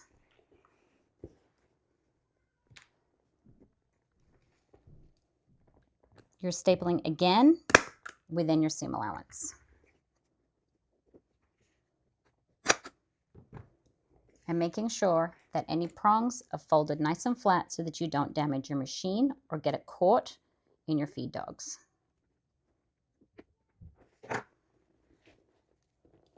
And just continuing all the way around.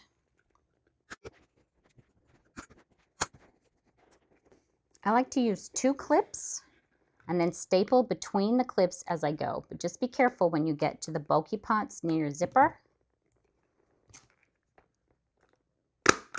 And by stapling between the clips, keep one in place there, move around, place the next clip, putting it all the way on to hold everything nice and firmly, and then staple between the clips, and then take the first clip off again, slide it past the second clip, staple in the gap, and then move that clip and continue that way all the way around.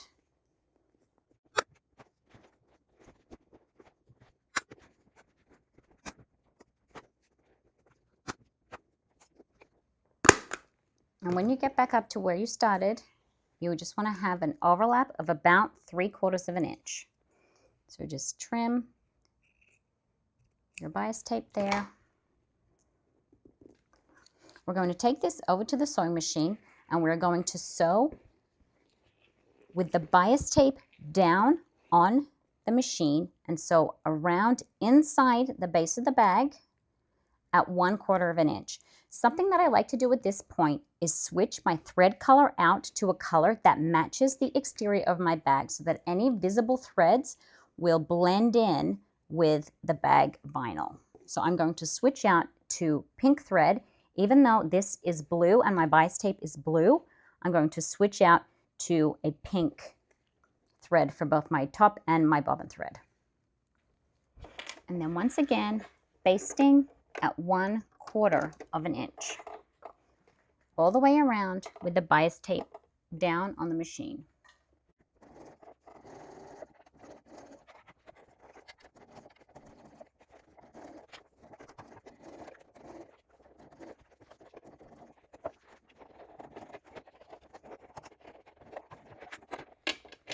It does get a little tricky at some points to keep that 1/4 inch stitch line even all the way around. Just do your best and reposition the bag and your needle if you need to.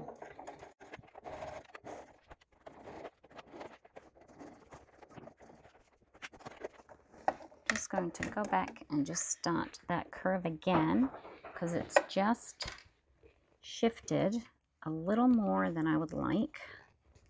I'm just going to flatten that out again.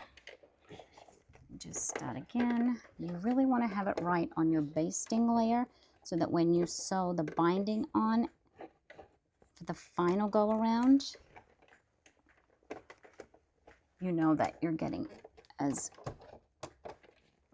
even of a stitch around your base as possible.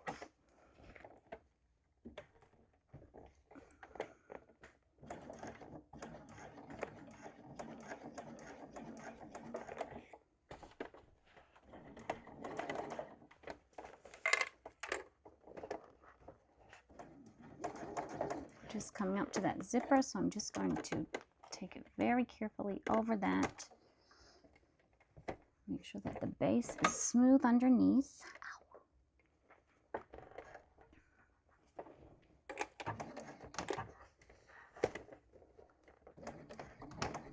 Just careful of the needle. Careful of the staples that may be in there. You just got to take it so slowly. This is just a little bit of a trickier part. Something else that can help is if you grab your stiletto or even a pair of pliers, and then that can just help keep the layers where you need them to be while you continue around basting on that bias tape. Just holding in the seam allowance there so it's not bunching up.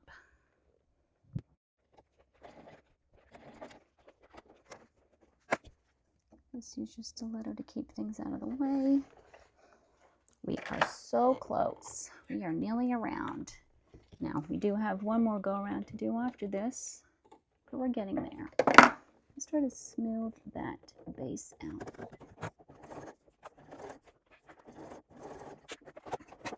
So what I really want to show you here is that this can be a huge pain in the butt. It's a pain in the butt to do this on a domestic sewing machine. My stitches are so uneven. But the thing is, you just have to get it on enough the first time around that it doesn't shift, and then you can go back and you can do your seam again with your proper consistent seam allowance, and that will give you a result that you're happy with. So I'm going to redo this corner that was giving me so much grief. I'm just going to do my best to fold the bag out of the way, redo that corner, and then I'm going to go around and I'm going to do the whole base again at 1/4 inch, knowing that it's not going to shift because I've already sewn it once. My edges are lined up.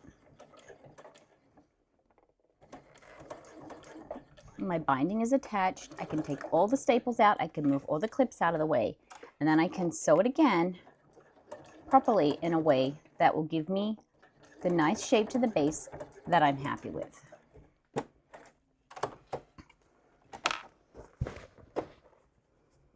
So I'm going to go around one more time and redo all of these crooked seams at 1/4 inch. Something else you can try if you're really having trouble getting the binding on in a certain spot is to just flip it around and sew it with the other side down. And you just may find that depending on your particular machine and the foot that you're using, and honestly the materials that you're using and which part of the base it is, you just can experiment a little to help you get a result that you're happy with. When you are happy enough with your basting stitches, basting your bias tape onto the base of your bag, what you're going to then do is fold the outside edge up and over, fully enclosing that raw seam, and then clip that in place all the way around. Place your clips all the way on so that the seam is fully enclosed, and clip all the way around. And then you can see why, if your stitch line was not perfect when you were basting, it doesn't matter because your final stitch line will be outside of that basting row of stitches, and that is what will create the final shape of your bag base. And just make sure that you're folding it at the creases so that you get a nice even line all the way around. Once you're happy with your binding, trim any threads, and then we will turn the bag right side out.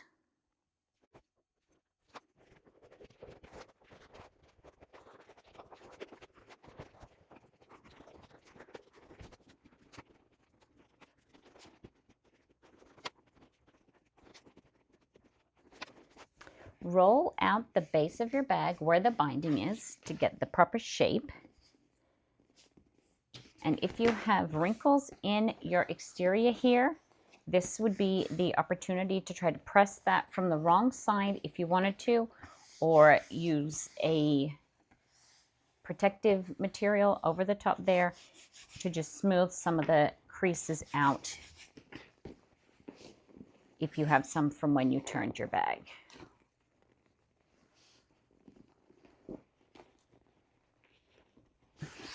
Retrieve 8 sets of rivets and your side details. The first thing to do is to place the rivets that will go on either side of your zipper. Pull your zipper up so that it is just past where the edge of your pocket is. And making sure that everything is lined up, we are going to mark on the main body of the bag where these rivets will go. So holding this in place, like so, grab a pen or an awl, and we are just going to poke it through the holes that we made in the exterior pocket. straight through onto the bag exterior. And then check where that placement is and ensure that it is not going through any of your top stitching. What you're now going to do is punch a hole through the exterior of the bag and the bag lining. Check on the other side. Take your punch and make that hole.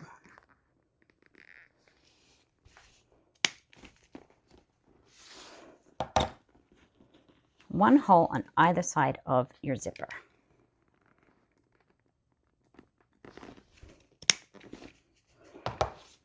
Take a set of rivets and poke it through the exterior pocket and through the body of the bag and into the lining, and place a cap. Do the same for the second hole.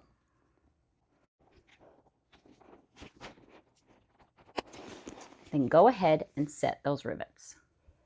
Take one of your side detail pieces, some double-sided tape, and a ruler. You're going to fold each end of that side detail piece over by 1 inch.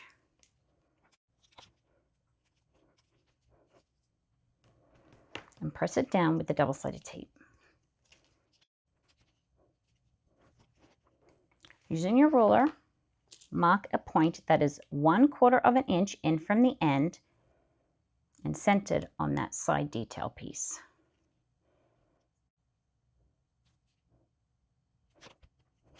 And then punch those holes. Take another pair of rivets and we're going to be placing this side detail piece on the side of the bag just through the exterior pocket. We are not punching a hole into the body of the bag for this one. The back of the rivet is right here. Place one end on and then the other end, and this will cover up those rivets that we just placed.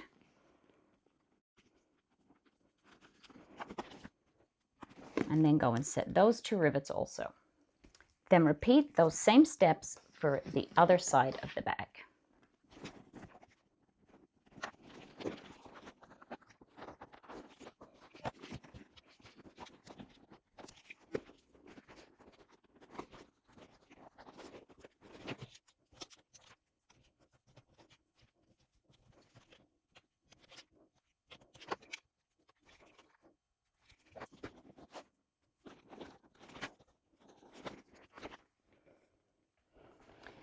With that binding clipped all the way around the bottom of the bag, we are now going to sew on our bias tape. When you are sewing on your bias tape, you really need to consider which press foot you're going to use and also what is going to be the easiest way to sew that on based on your machine. For some machines, it's going to be easier to sew it this way. For others, you're going to have an easier time sewing it this way. So it's a little bit of experimentation. You may even find that you have to start one way and finish a different way, but we're just going to take it nice and slowly and do our best. I am going to start with my bag like this, and we shall see how I go.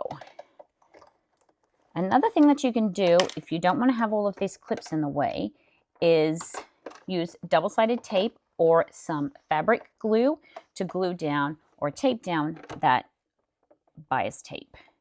So we're going to be sewing at 3/8 of an inch, and this is the stitch line that is going to form the oval shape on the bottom of our bag. So we want to get it nice and even.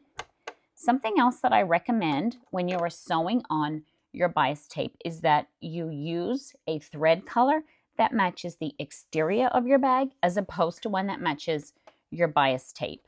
For me, my exterior is that pink vinyl, so I am using a pink colored thread. Even though you will be able to see it on my bias tape, I would rather have the stitches disguised on the outside of the bag than worry about them blending into the binding that's just going to be at the base of the bag and not really seen. If your 2 materials are the same color, then that would be the ideal scenario. But if they are different colors, I would choose to go with a contrasting thread on the binding that coordinates with your exterior as opposed to the other way around.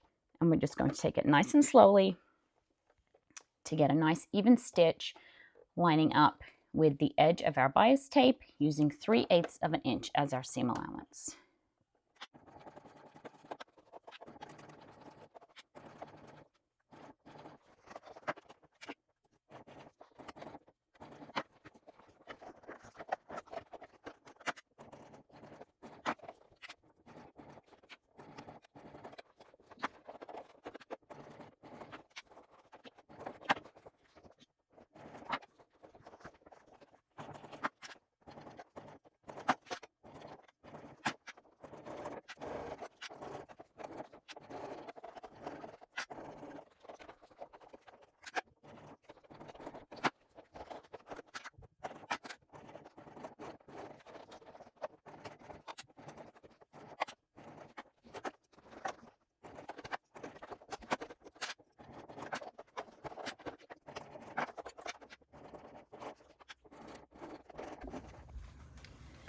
I personally find it a lot easier to bind when my clips are not in the way. So after you've gone around the first time, you can always redo your binding without your clips.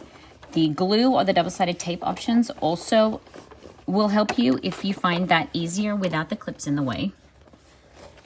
You also should not be afraid to move your bag around when you're doing your binding to really flatten it out to make sure that you are getting a really good stitch line, especially around this edge here where it curves. Just flatten it right out, which is easier to do if you've already sewn around the first time, but you can really flatten it out, flatten it down so that you are getting the correct shape as you sew around the curve of the base.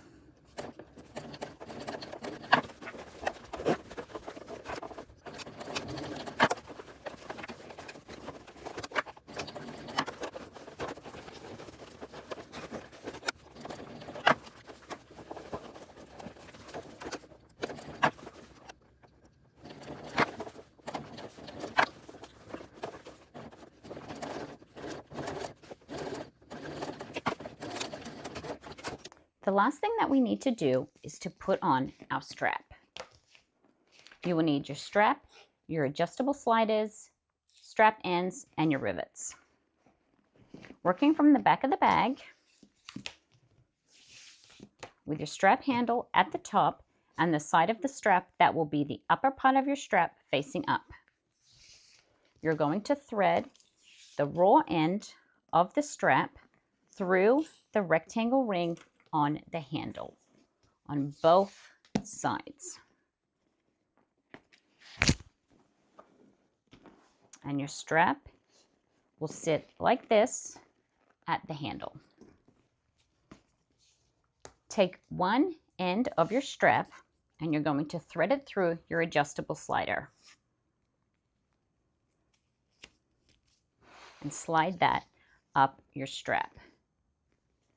Then, working from the back, feed the end of the strap through the rectangle ring. And then back up through your slider.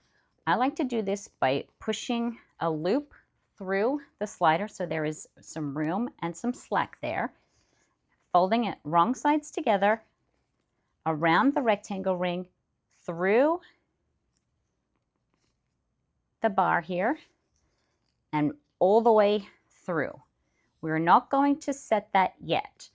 I like to put my strap end on now when it is further away from the bar. The other thing that I like to do is measure where I will place my rivets.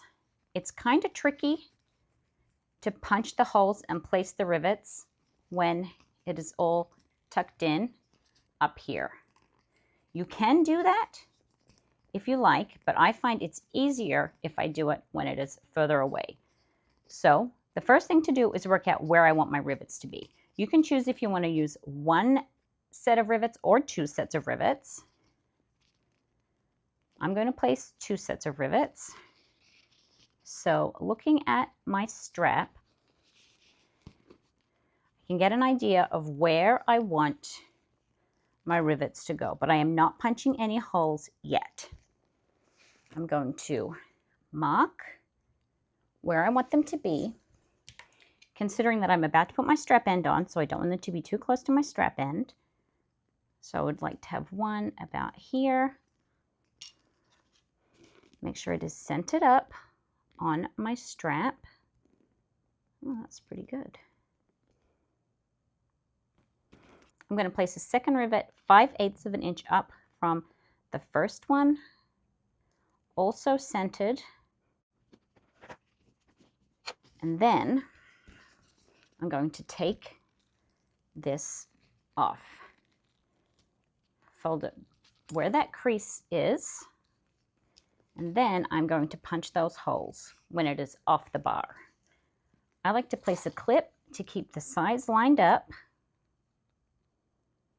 and then I'm going to punch right through both layers.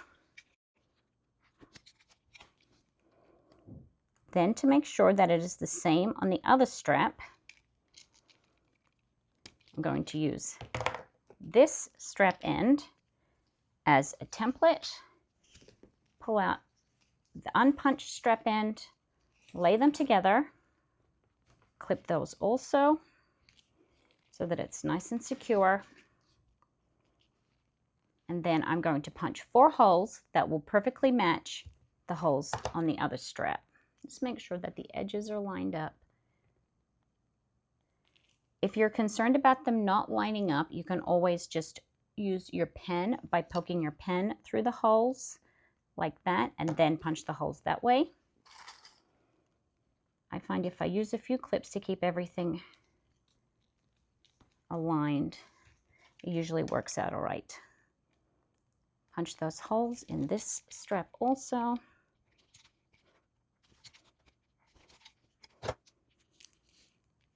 And then put this strap end aside for now.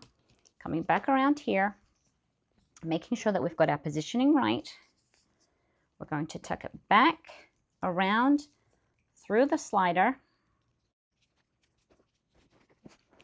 Put on our strap end.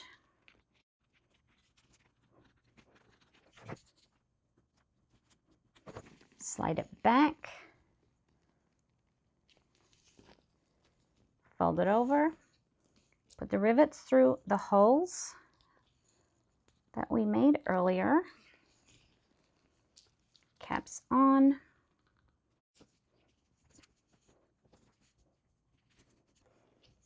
We'll thread through the other end of the strap. So the first thing is to put our adjustable slider on. Slide it up the strap. Then working with the back side up, feed it from the outside in, through. Poke your strap out a little here to create a loop. Then going with the right side against the back here, poke it through over the bar, tuck it back over, slide it through a little further, place your strap end,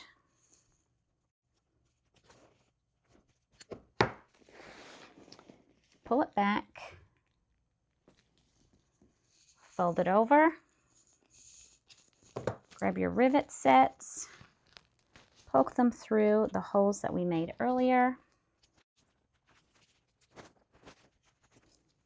And then before we set those rivets, we're just going to check that the straps are correct. So looking from the top of your strap, it is handle at the top, right side up, coming down through the rectangle ring, around the outside, back side from the outside underneath and back around. And here you can see I've made a mistake. I've got a twist in my strap. So I'm going to undo those rivets. That's why we didn't set them yet. Pop those out. And then I need to fix that twist. I've accidentally come from the bottom of my slider and not the top. So feed that back through. Turn it around. So it's coming back side, and then the back sides face each other. It comes from the top back down over, and then that will hide the end of your strap within the loop here. So put the rivets in again, caps back on. Okay, and then check that it's right. Comes all the way down, around, and back around and down. Other side, all the way down, loops around, and this one we did correctly. So now that we are happy with how the straps are going to look, we can set these rivets. So I'll go and set all 4 rivet pairs. Those rivets are set there, and there you have your finished Brentwood backpack. Hope that helps. Thanks, everyone.